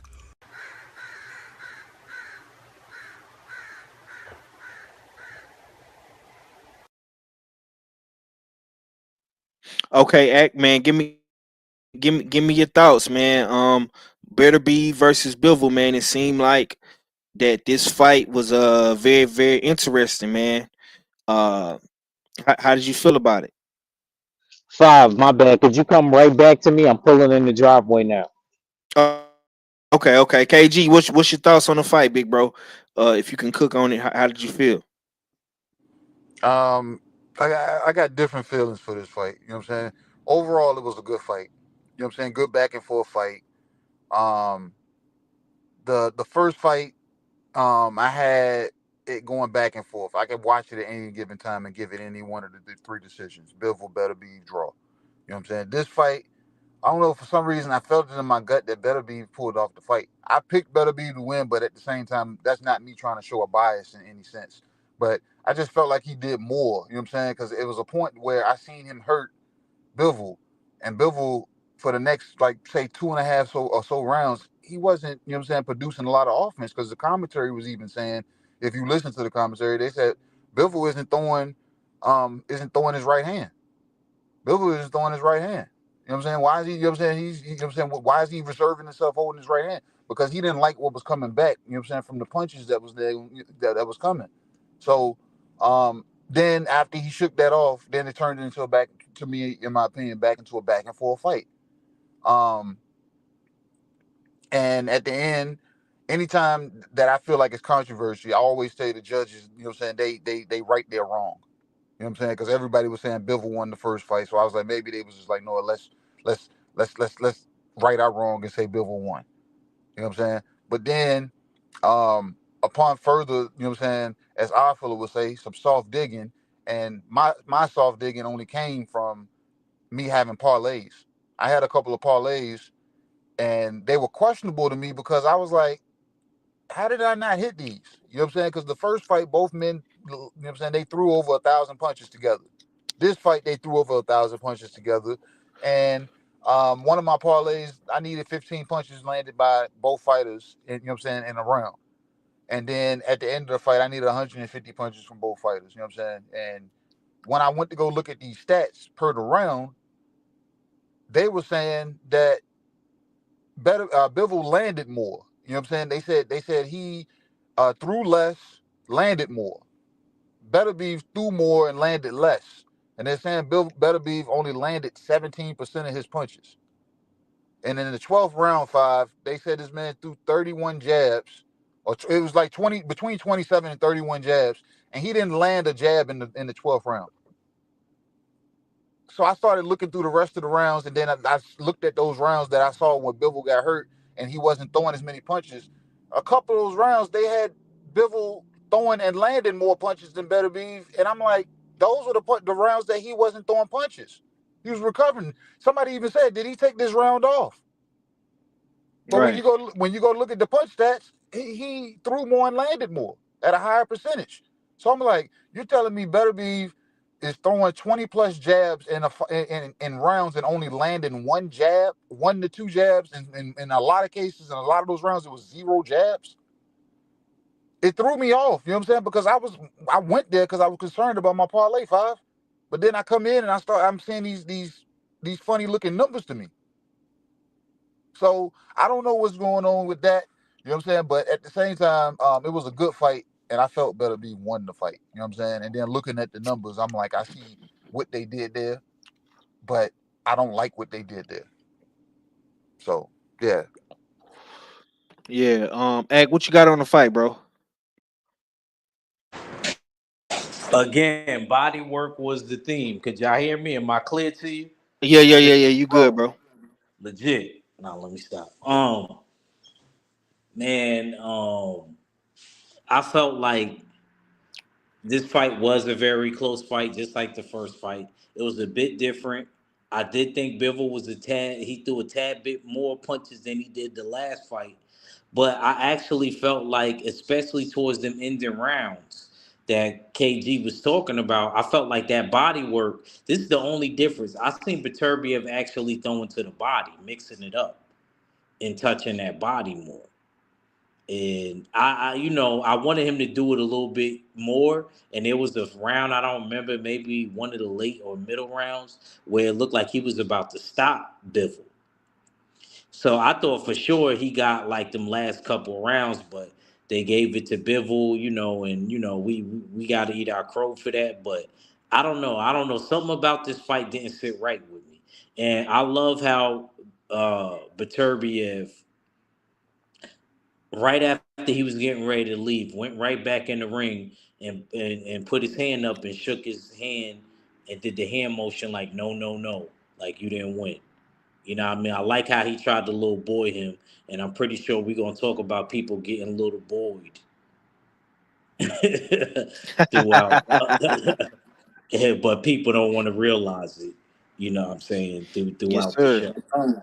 You know what I mean? But yeah, man. Shout out to Bivol, but I don't think he won the fight. I thought Beterbiev slightly edged it. I thought he slightly edged it. But I'm not mad that they gave it to him because it was another close fight. Their styles is the type of styles that is going to be a close fight. They could do it 300 times unless somebody knocks somebody out. Yeah. For me, man, honestly, bro, I went back and watched that fight, man, and to me, I feel like Bivol did a lot of sneaky and subtle things toward the back end of the rounds where he would take, a minute and a half, 2 minutes off, 2 minutes and 30 seconds off, and he would just start flurrying towards the very end of the round after Bitter Beef had already worked majority of that round. But what Bivol did more, to me, that I feel like probably won him the fight is he didn't do a lot of backing up. He wasn't able to back, but he tried to back Better Beef up, but he was not able to fully commit Bitter Beef to be on the back foot. he did a lot of side to side movement. You know what I'm saying? He was trying to press Bivol, but he really couldn't get. I mean, he was trying to press Better Beef. He couldn't get Better Beef to go backwards. In the midst of all that, he was also throwing a lot more punches. You know what I'm saying? That was those punches effective? You know what I'm saying? Was they causing damage? If anything, I think Better Beef um he slowed down in this fight. I think we really starting to see the effects of Father Time from Better Beef. You know what I'm saying? And that's not no excuse. I'm not trying to take Bivol's win away. But I definitely agree. Like to me, I just feel like man, Better Beef won that fight. You know what I'm saying? Now, salute to Bivol. You know what I'm saying? I'm not mad about it. I'm gonna eat my crow like a G. You know what I'm saying? We're gonna keep it pushing. Hopefully, if they don't decide to do a trilogy, I would love to see Better Beef retire, and I would love to see Benavidez step in and get the winner, which is Bivol. You know what I'm saying? I would love to see Benavidez versus Bivol. That fight has a lot of history to it. It's a backstory to that fight. I feel like it's time for Benavidez to get his opportunity. You know what I'm saying? And we're gonna see how everything play out. All right, man. Let's get into some. Five, Go can I go just ahead. say Go ahead. Go ahead. something Go real ahead. quick? Go ahead, bro. Bivol talking about moving up to cruiserweight. That's all I got. Yeah, y'all didn't hear that. Mm, Yeah, y'all didn't hear that post press fight conference. Yeah, he talking mm. about he going up to cruiserweight. See that shit? See that?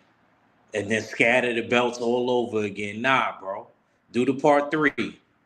Do the part three, bro. Get out of jail free cards, bro. Yeah. Oh man, that's nasty work right there. That's dang, bro. That's crazy. I hope Bill don't do no duckaroni, man. I hope my man don't duck. Don't jump in that pond and be a duck, man. All right, let's get into some hot boxing topics, man.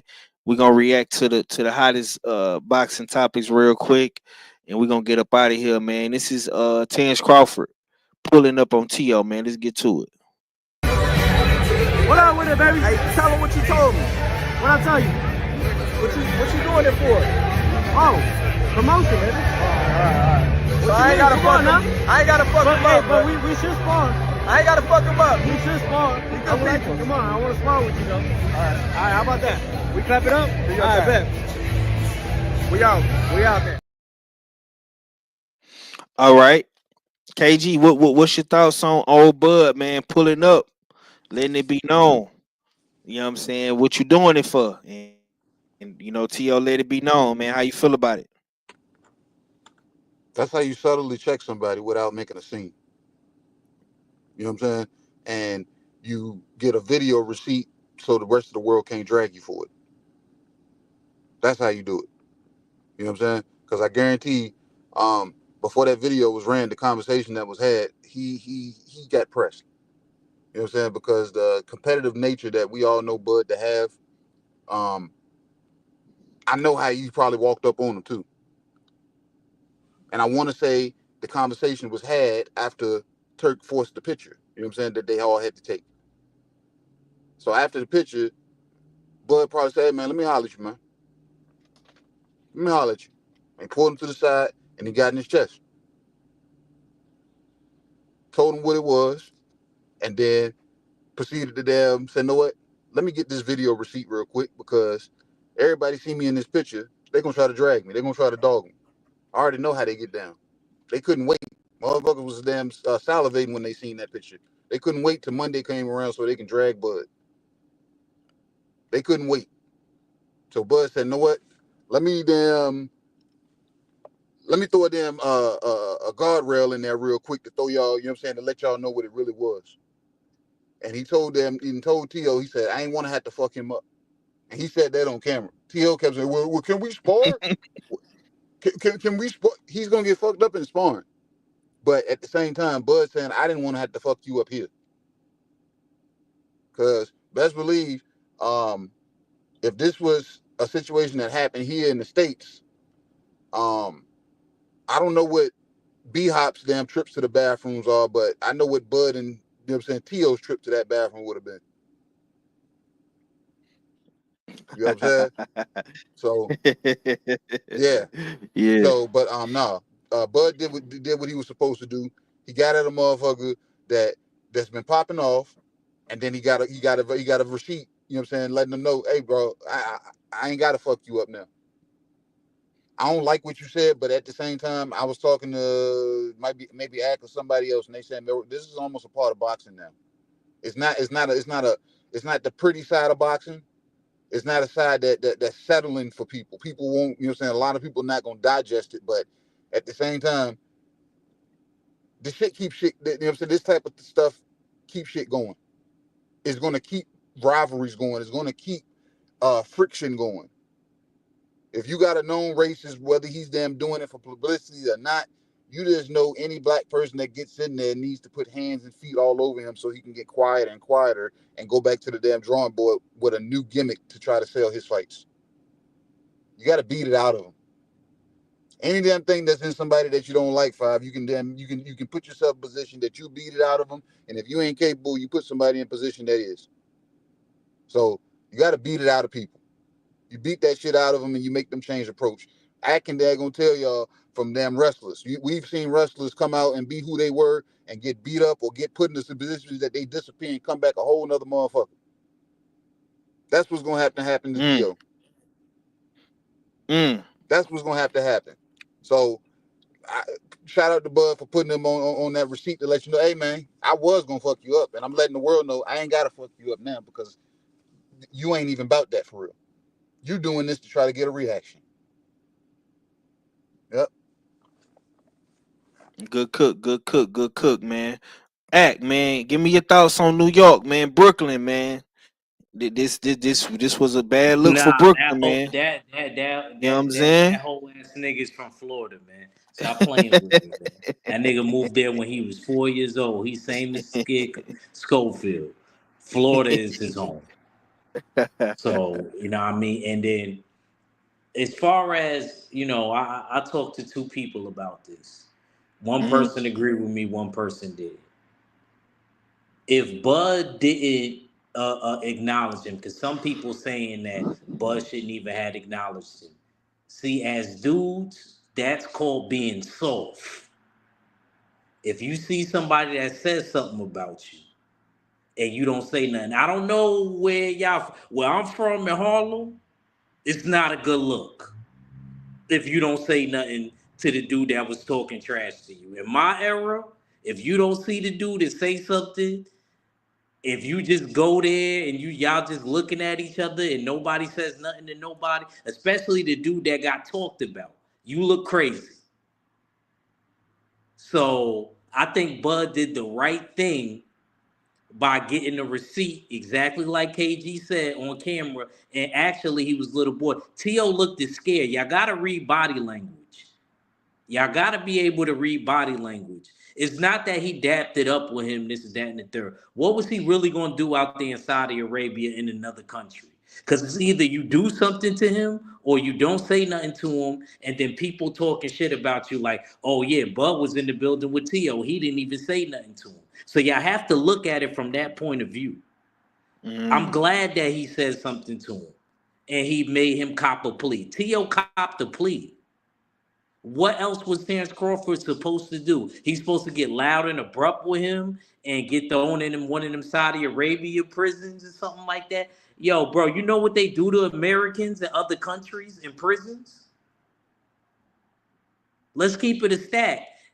I love everybody to death, but everybody saying that he took the wrong approach. What would y'all have done? Even if you took the approach of not saying nothing to him. They wouldn't have did nothing that. They would have just said, man, That's they what were I'm that nigga right saying, there. bro. If They were that you nigga wouldn't right have there. said, yeah, and then look, even if they wouldn't have did nothing, and just let that person that was talking trash about them rock, you look even worse. Where I'm from, you look worse. Like you look soft. The direction to take is smoke, and you don't want no smoke out there in Saudi Arabia. It's not worth it.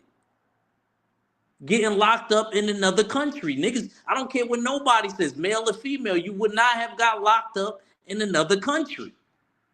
Because they treat you even worse. You ever watch a documentary? Watch this documentary. I forgot where it was on. What happens to people from other countries that get locked up in other countries? And what they do to them, male or female. So what was he supposed to do? He did the right thing, G-checking him and making him cop a plea. In my hood, that's called getting sunned. He sunned him. Regardless of what y'all trying to tell me. There's nobody can convince me that he didn't get sunned. I don't care if he had his hand around. He had his hand around his shoulder like, yo, you know you gonna get fucked up. You act up, right? It was that type of time. It was demon time. Because Crawford was really ready to fuck that nigga up in there. But he knew he had to control his emotion, his composure, like Miss Lamont said, shout out to the OG. He had to control his emotions because Okay, hold on. Act. Not to cut you off, man, but the homie saying that from New York, he from the Bronx. Maybe Bronx cats is different from Harlem. I know y'all in Manhattan, but it's two different boroughs. He said that's not a G check, bro. He say dude said he would eliminate people in their entire family. He also say TD say he went to Saudi with the intentions to cop a plea, bro. He was protected in Saudi for that. He could have came to New York last week. I guess he talking about T.O. Yeah, he talk about T.O. I do feel it was a G check. I do feel like it was a G check because why wasn't T.O. still on that type of time? And why did T.O. admit that he was doing whatever he did was for promotion? Exactly. And T.O. is the aggressor in this situation. And Bud T.O. is didn't in stand on what defense. he was saying. And He T.O. didn't didn't stand stand on what on he what was. he was saying. If he would have stood there on what he was saying, I would feel what TD is saying right now. I would feel exactly what TD is saying right now. I wouldn't disagree with my big bro right now. But I disagree with him because T.O. being the aggressor was supposed to still have that same energy. He didn't have that same energy. He wasn't talking like that. He caught amnesia. He caught dementia real quick. That's what happened. That's what actually happened. It's not like Terrence Crawford was the one that was coming at T.O. and T.O. T.O. had his arm around him and say, yo, that was just for promotion, right, Bud? That's why I feel like Bud handled that the perfect way. Because the only other way to go about it is smoke. And you don't want no smoke in Saudi Arabia and risk getting locked up in Saudi. I'm sorry. I don't care Hey, what nobody says. and look, Nobody I know would have did that. hey, and I support. Nobody in the comments, male Hey, or female, wouldn't have did that. I'm sorry. hey, I love hey, everybody to death, hey, but they wouldn't and have I handled it no different. And then you hey, not saying nothing makes hey, you look worse. My hey. bad. I'm just saying. I support what you're saying, bro. Because you know why? I used to lean on people like that.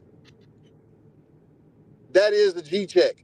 If I walk up on you and they're gonna cause the scene that the world wants me to cause, but I damn still get my point across in a subtle manner. I'm that type of dude. I will walk up on you and just put my arm around you and wait for you to cause a scene with my arm around you and let you know, bro, I would dare gonna end you right here. You know what I'm saying? It's all in the approach. It's all in the approach. And I've watched them big New York cats do that shit there every time I used to go up there. They have a problem with somebody that they ain't want to pop off on in front of people, they go lean on them. So we don't know how that conversation went before this That's receipt went up. and that's another thing. You know Thank what I'm you, saying? KG. But Yeah, even Thank you, still, but even that's what still, TD saying. That's what he's but saying. even He's saying that still, it But wasn't a you G don't check but TD, you can't but because the assume, video they bro. spoke before the video. We yeah, but 503 even real quick, still, bro. no, but Real look, quick. hold on. Even still, Bud said on this camera, yeah, now I don't have to fuck him up. I'm punking you on camera. Nigga, I don't have, what did Dagon T.O. jump in and try to correct him and say, nigga, you ain't gonna fuck me up. You ain't about to fuck me. What, you know what I'm saying? Exactly. He told him straight up, nigga, now I Exactly. ain't gotta fuck him up. Now I don't have to fuck Exactly. him up. You know what I'm saying? Think about that. That's what y'all not saying. Y'all not getting that. Well, Tio was the aggressor. He's supposed to check that shit That nigga was because he shaking right there. started it. He was standing right there shaking. You know what I'm saying? What did And I not say? only What did I that, say? Yeah, he was shaking.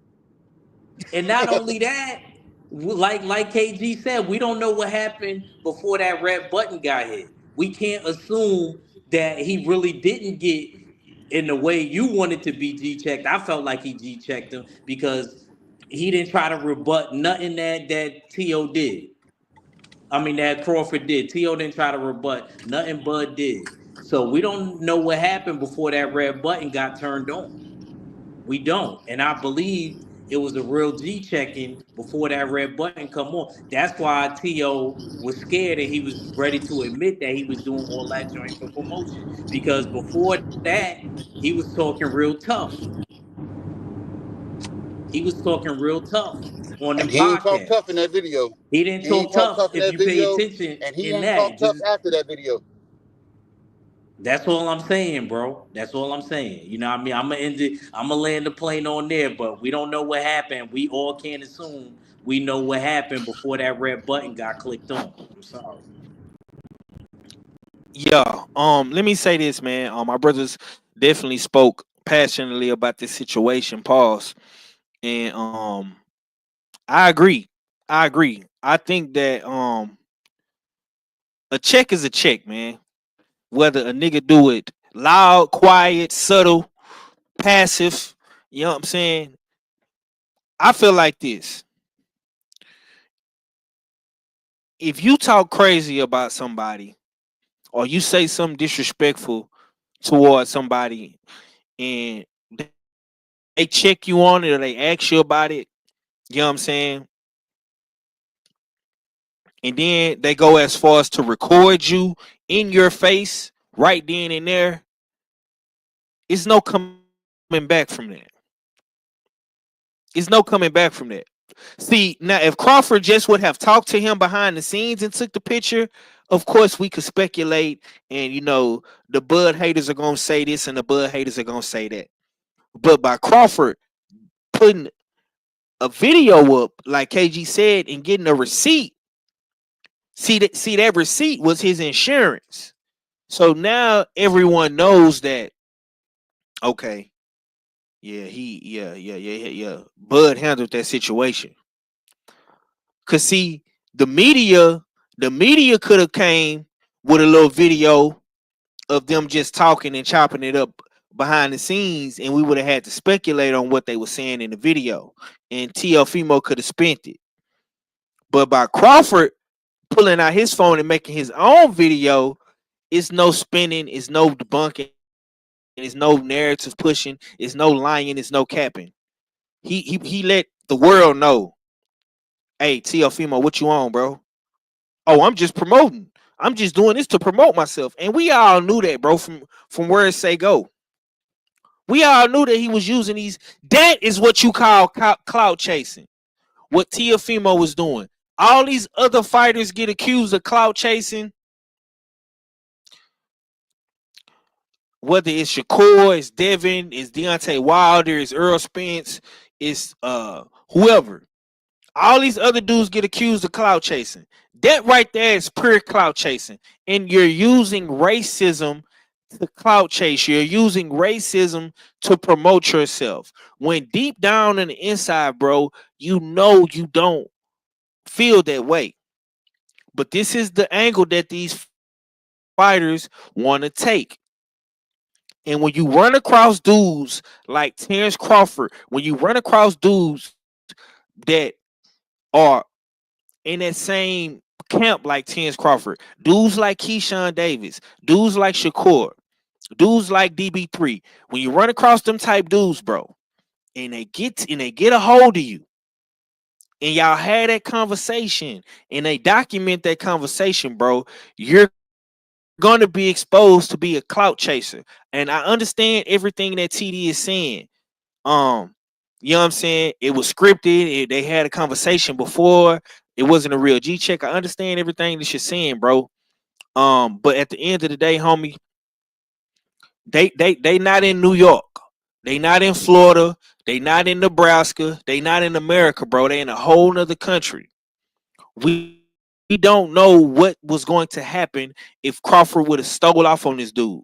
We don't know what would have happened if Crawford would have put hands on this dude, or somebody that was with Crawford would have put hands on this dude, bro. You know what I'm saying? They'll probably be in jail right now trying to get bail, trying to get the hell up out of there. So I think Crawford was smart about it. He was strategic about it, and he got the necessary documentation to beat all of the other conversation. And salute to the homie Drew Titan, because he always say that documentation beats conversation. So he documented it. It's known. It's out there. And salute to Crawford for doing that. Real quick, real slick before we get up out of here, man. We got Tank Davis versus Lamont Roach next week. I want to get some predictions on that fight. How do y'all feel about the fight, man? We know that Tank Davis is out here talking about retiring. He's saying that he's gonna get out the sport. Him and Al Heyman. He says he wants to be softball for his daughters. He wants to go to therapy. He wants to do all this crazy stuff, man. But before we do that, man, let's take a real quick commercial break, and we'll be right back. Y'all know what it is. It's the usual suspect 650-50 draw. Buy your tickets now for your chance at winning half the pot. Cash App, $, usual 50-50. Tickets on sale for $10 for one, $20 for 3 tickets, and $50 for 10 tickets. Put your desired amount, name or alias, as well as your email address, and your tickets will be sent. We announce the winning ticket numbers every other Friday on Supreme Beats Boxing Talk Bullshit on the Beltway, 8:30 p.m. Eastern Time. Remaining proceeds will go directly to the LBBC meet and greet in Las Vegas. Shout out to the LBBC. And remember, It's a usual suspect take. Yes, sir. 50-50 draw, man. 50-50 draw. Y'all go get them tickets. Go get them tickets, man. KG, give me your early predictions. You don't have to do a pick 'em, man. How you feeling about this Tank Davis Lamont Roach fight, man? This is in your neck of the woods. DC versus Baltimore. How you feeling, man? Do you feel like Lamont Roach can cause an upset with the way Tank Davis is acting? How you feeling? You on mute, KG, if you there. What'd you say? I say, how you feel about the Lamont Roach Tank Davis fight? What's your early predictions? Early prediction and final prediction, Tank by stoppage. I just ain't picked around yet. Yeah, but I don't know. I ain't got too much on, you know what I'm saying, on this fight. You know what I'm saying? Like I said, when we get into fight week and we start dissecting it or whatever, but yeah, early prediction. And shout out, you know what I'm saying, shout out to Lamont Roach for, you know what I'm saying, being put in his position or whatever. I'm a fan of Lamont Roach. I was at his last fight. But I ain't really got nothing too much on, you know what I'm saying, because it's going to be a win for Tank. Okay. Ack, what's your thoughts, man? Lamont Roach, Tank Davis, early predictions, man. How you feeling? Hold on, real quick. Thomas, I love you to death, bro. I love you to death. But that man said something about Puerto Ricans and went to Puerto Rico, and nothing happened. At least Terrence Crawford said something to him. Hold on. What did he say about Puerto Ricans?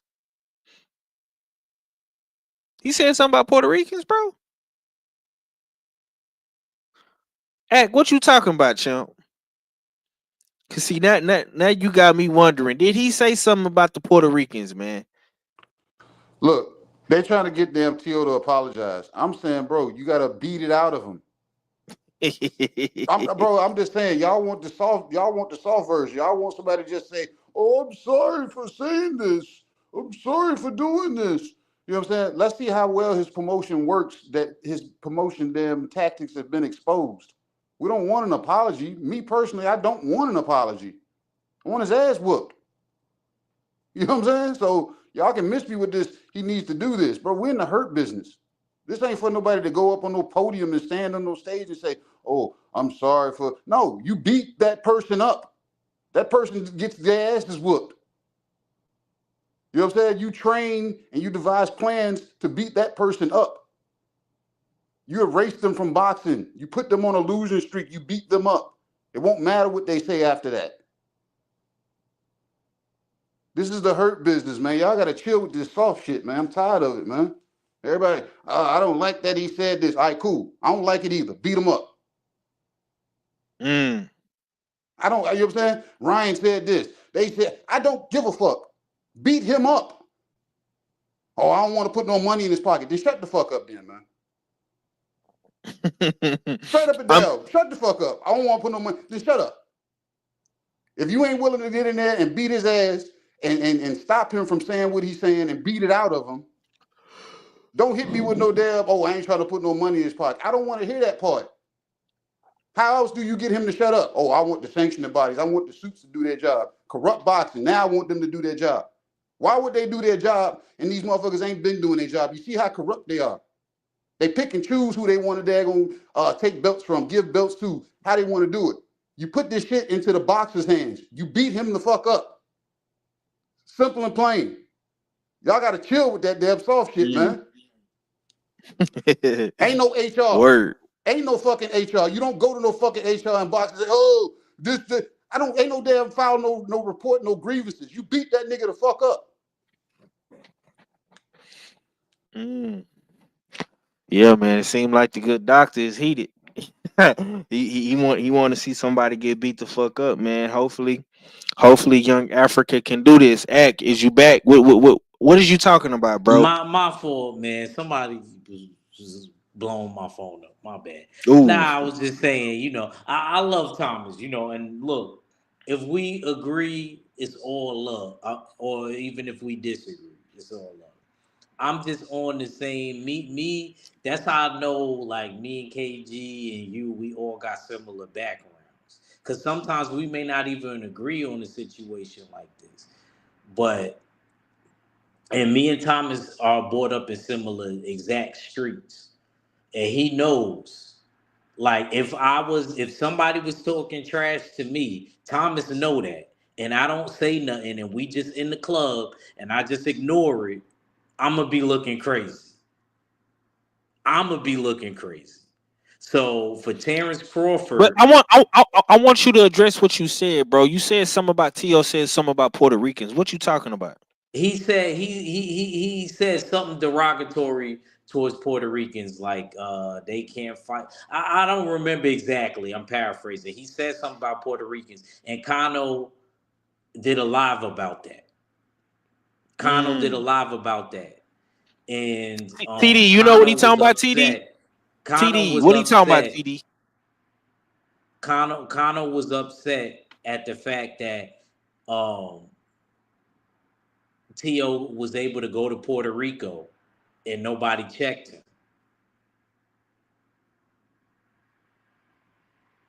him. Kano will tell you, because Kano knew the dudes that he took pictures with. He knows them personally. So Kano wasn't jacking that. You know what I mean? That they just let T.O. go over there and just let slide. It's so real. I think if Edgar Berlanga was there, I don't know if that would have slid like that. I know y'all would be like, yo, act, da, da, da. I don't think Edgar Berlanga would have let that shit slide like that, bro. I don't believe that. You know what I'm saying? But anyway, nobody did nothing to him, but and even if they would have did what Terrence Crawford would have did to him, I would have accepted that. I would have respected that. Like, yo, pull him to the side. Like, yo, what we talking about? Because we really don't know how that conversation went before they clicked that live button. And like 503 said, that was a receipt so y'all can know, like, yo, I had a conversation with him. Even if he apologized, it don't take back the words that he said. We got to understand that. It's not going to, even if what's the name apologized for what he said about Muslims and blacks, Ryan. And I remember, and I love Bill and Dev, but they didn't say nothing. They said, I'm not gonna kick a man while he's down. I didn't say nothing about that. Nobody remembers. They didn't say Oh, nothing he to him. said he said he said Puerto Ricans were easy to fight, Yeah, Okay. and he he said said he something. Yeah, didn't care. he said something. He didn't say nothing too derogatory, but none of them checked him. That's still, to me, that's still enough to where we could check him. I agree with Connor. Mm. So Or none pull of him the to the Puerto side or Ricans. holler at him real quick. Mm, Like, what you mean we easy? What you mean we Hey, easy work? hey, let me say this, man. We punks as people for real. We want boxers to have a certain amount of energy, but Charleston White able to walk around safe and not get fucked up. Takashi 6ix9ine walk around not get fucked up. George Zimmerman still walk around get fucked up. But we want boxers to have a certain type of energy because somebody said or did something. Cut it out, Facts. man. We Facts, got to cut it K. out, man. We Facts. got to cut it out, man. We want fighters to do something that we don't do. And we got people out here that did, you know what I'm saying, shit damn much worse. We had somebody actually kill somebody. Unalive somebody. And this dude was walking the streets. Nobody touched him yet. We got a dude that was there pure D snitching. We got one that tells you that he's a snitch. Nobody putting their hands on these people. You know what I'm saying? They doing it for promotion too, but ain't nobody put hands on these people. But we want boxers to we want to hold them at a damn different standard. We want them to be revolutionary freedom fighters. Really? Come on now. This is boxing. Like I said, this is the hurt business. He needs to get beat up. Simple and plain. And ain't shots at Dev TD, but even if it's sparring, he gets beat up there. You know what I'm saying? It ain't got to be on camera. Just know that when he go home, he gonna have to damn sleep hugging a pillow or something. You get what I'm saying? Something, the message got to be there, gonna deliver it in some way, shape, or form. And us as the fans, we ain't gonna be privy to see it all the time. mm. Yes, sir. Yes, sir. Yes, sir. Um, yeah, man. This has been a very, very interesting conversation. I can't wait to hear what everybody else has to say about it. TD, if you make a video about this, man, please send it to me. If you go live and speak on this situation, please let me know. I would definitely join your panel. Um, if Shawa, if Kano, you know what I'm saying, if Red and KG go live and speak on this tomorrow on the Beltway, or whenever Red is doing the show, I want to hear about it, man. This is definitely a conversation that we need to have, man. I think KG and X said a lot of great things today. This was the US3. This was not US6. It was a three-headed monster, but I feel like my brothers came in and, per usual, man. They definitely are the usual suspects on Sunday. And like I say, man, words really can't express enough, man, how I really feel about my brother supporting me, you know what I'm saying? Well, just, genuinely, you know what I'm saying? You have no idea. For real, for real.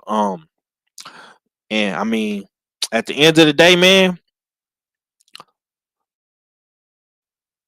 you might didn't like how Teofimo got checked, but he got checked. He got put on notice. You know what I'm saying? Some receipts definitely was printed. You understand me? And I salute Bud for it, man. I salute Bud for it. And I hope whoever has enough nuts to do it to Ryan Garcia because Ryan Garcia got checked by Bill Haney. You know what I'm saying? Whoever got the nuts to G check Ryan Garcia for the shit he said, I'm here for it. And I hope one of these Puerto Rican fighters check Teofimo for what he said about Puerto Ricans. You know what I'm saying? Because that was disrespectful too. And by the way, Teofimo, you have yet to beat up any top Puerto Rican fighters. You know what I'm saying? Go get in there with Xander Zayas and see how they work out for you. You know what I'm saying? Go in there and Getting fight that with Sabrina Falcone. Matias. Sabrina Matias. Get in there with one of these Puerto Iglesias. Rican dudes. No, Iglesias, he yeah. too big. He too big. No, he too big. Yeah. Well, you want to fight Crawford? Yeah, You that's want to true. fight Terence Nah, Crawford, so Iglesias is Cuban. That's my cousin. So That's my what? cousin. yeah. Don't matter. It's a boat trip. That's all. You said so. Hey, Iglesias can be Puerto Rican for a day, man. We Puerto Rican for a day. It's all good, man. It's all good. It's all good. Hey, Act, man, we finna get up out of here, man. Get the people your last, man, and let the people know what you got coming. Comic-Cons, Jab Jamboree, Night Court. I see you been putting that work in, bro. You know what I'm saying? You definitely one of the hardest working usual suspects in the fight world, man. I see you, bro. Keep doing what you're doing. Yeah. Oh, I know you fucking lying. Per the fucking Look who decides to show up. What you mean? David Oh my fucking God, Ruffin. man. Yo, just give him a crow for me. For all of Nah, it, he needs everything he got 5 crows, wrong. goddamn it. I don't give a damn. Get this motherfucker a crow while He he need here 5 alive. of them. Yeah, I ain't tripping. That nigga need a crow ducking. Yeah. Get this nigga a crow. He ain't Man, a look, He need day a man. crow this ducking. year. That's what he need. Hey, 1 man, and 5. I don't know if y'all know. You know what I'm saying? All week last week, I've been sick. You know what I'm saying? And I've been loopy. Sound like he's So smoking. I made some wild shit. You know what I'm saying? And I need some motherfucking chicken noodle, crow noodle soup any motherfucking way. You know what I'm saying? So, you know, it is what it is. I wasn't in the right frame of mind to be picking shit. I should have did a motherfucking Daniel Dubois and said, I'm too sick for this shit. Act reach style. But you know. See how he gotta throw me. It is what it Don't is. put You know what I'm me saying? in We this go ahead and serve that shit on up, man. I got the noodles, I got the soup, I got the broth. I just need my Hold on. You need your crow meat. Here you go. I'm so tired of being fat, but I keep on eating snacks.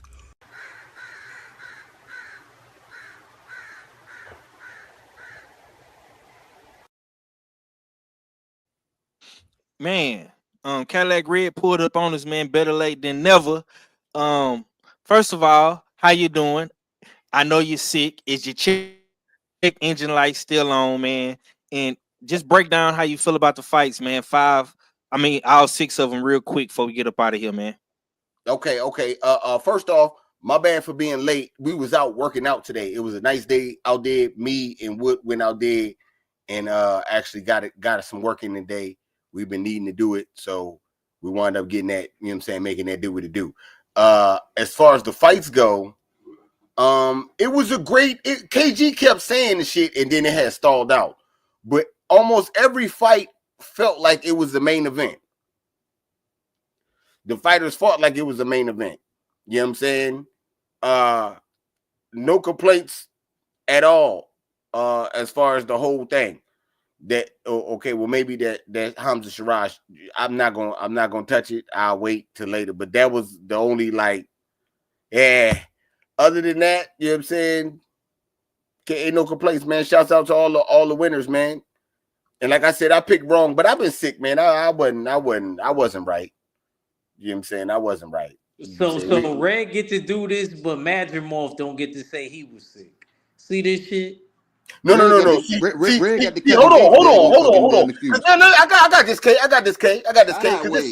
This nigga, the first thing Red said when he walked in was give me my shit because I lost.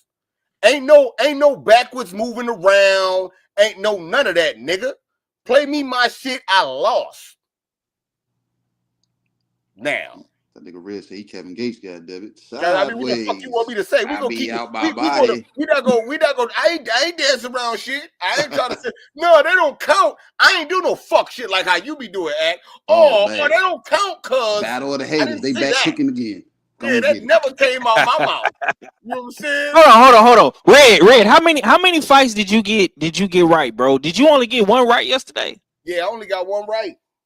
Ooh. Hey, which fight was that? Oh, that was Shakur. Oh my God. Yeah. Oh Shakur. my God. Shakur, you know what I'm saying? I'm forever gonna be trash, and always will be trash. What'd you say, Act? Nah, Steele's only got 2 right. Yeah. Because he got AJ and he got Shakur right. Yeah. Man. Yeah, I think okay. Hold on, Five. I think it'd be funny, right?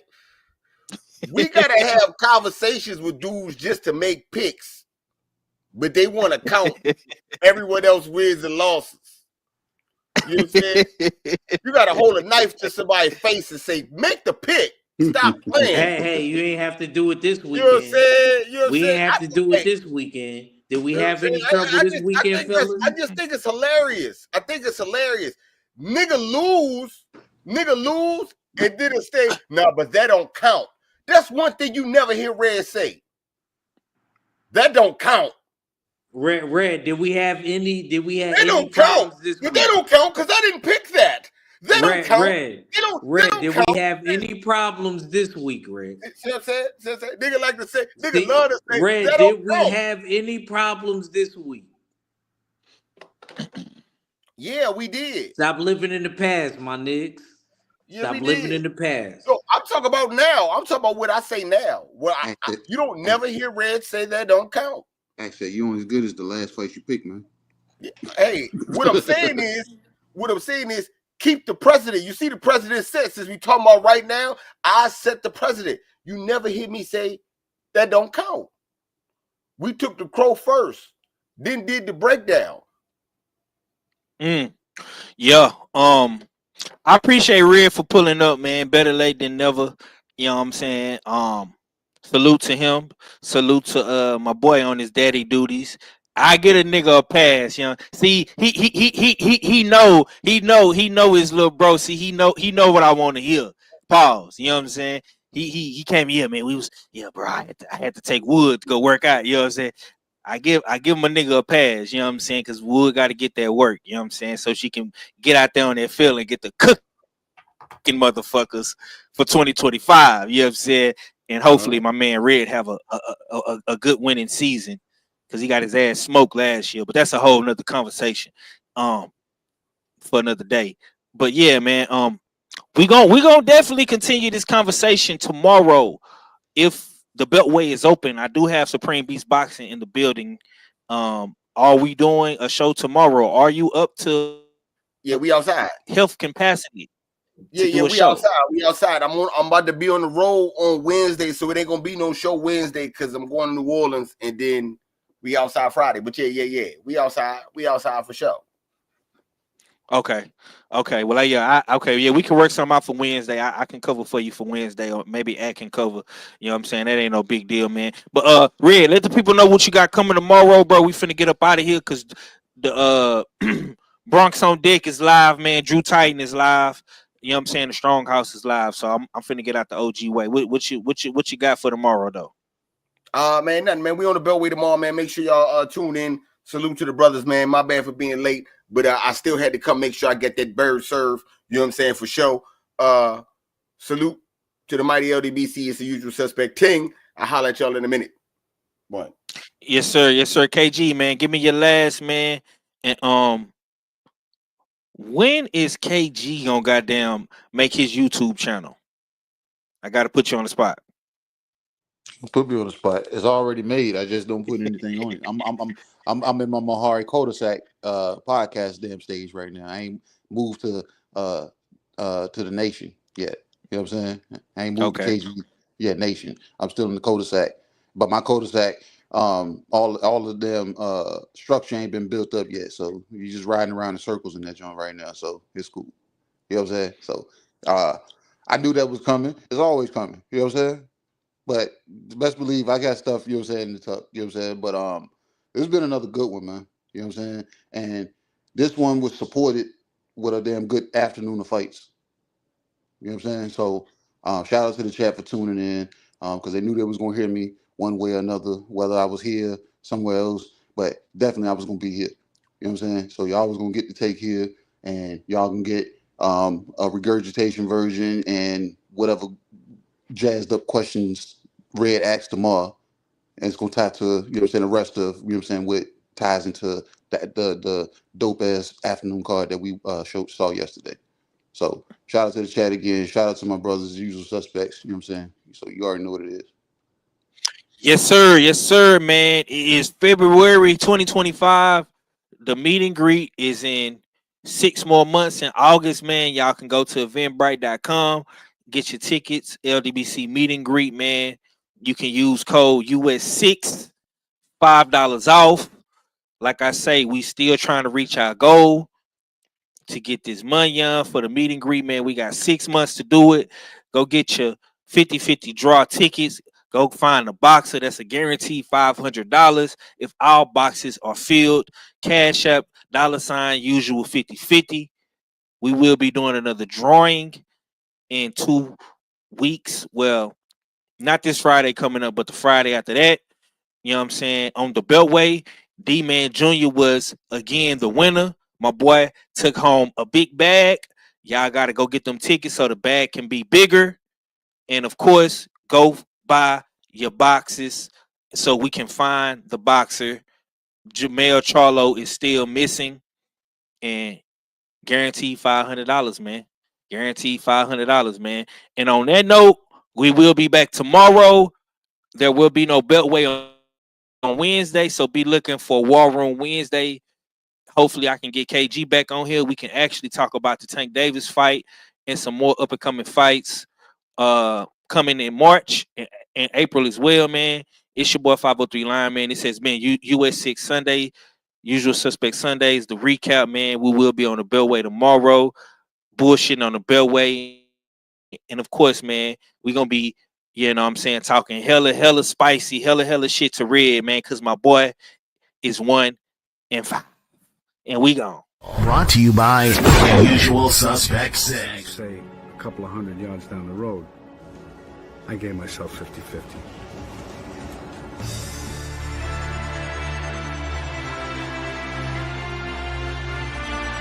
UsualSuspect6.com.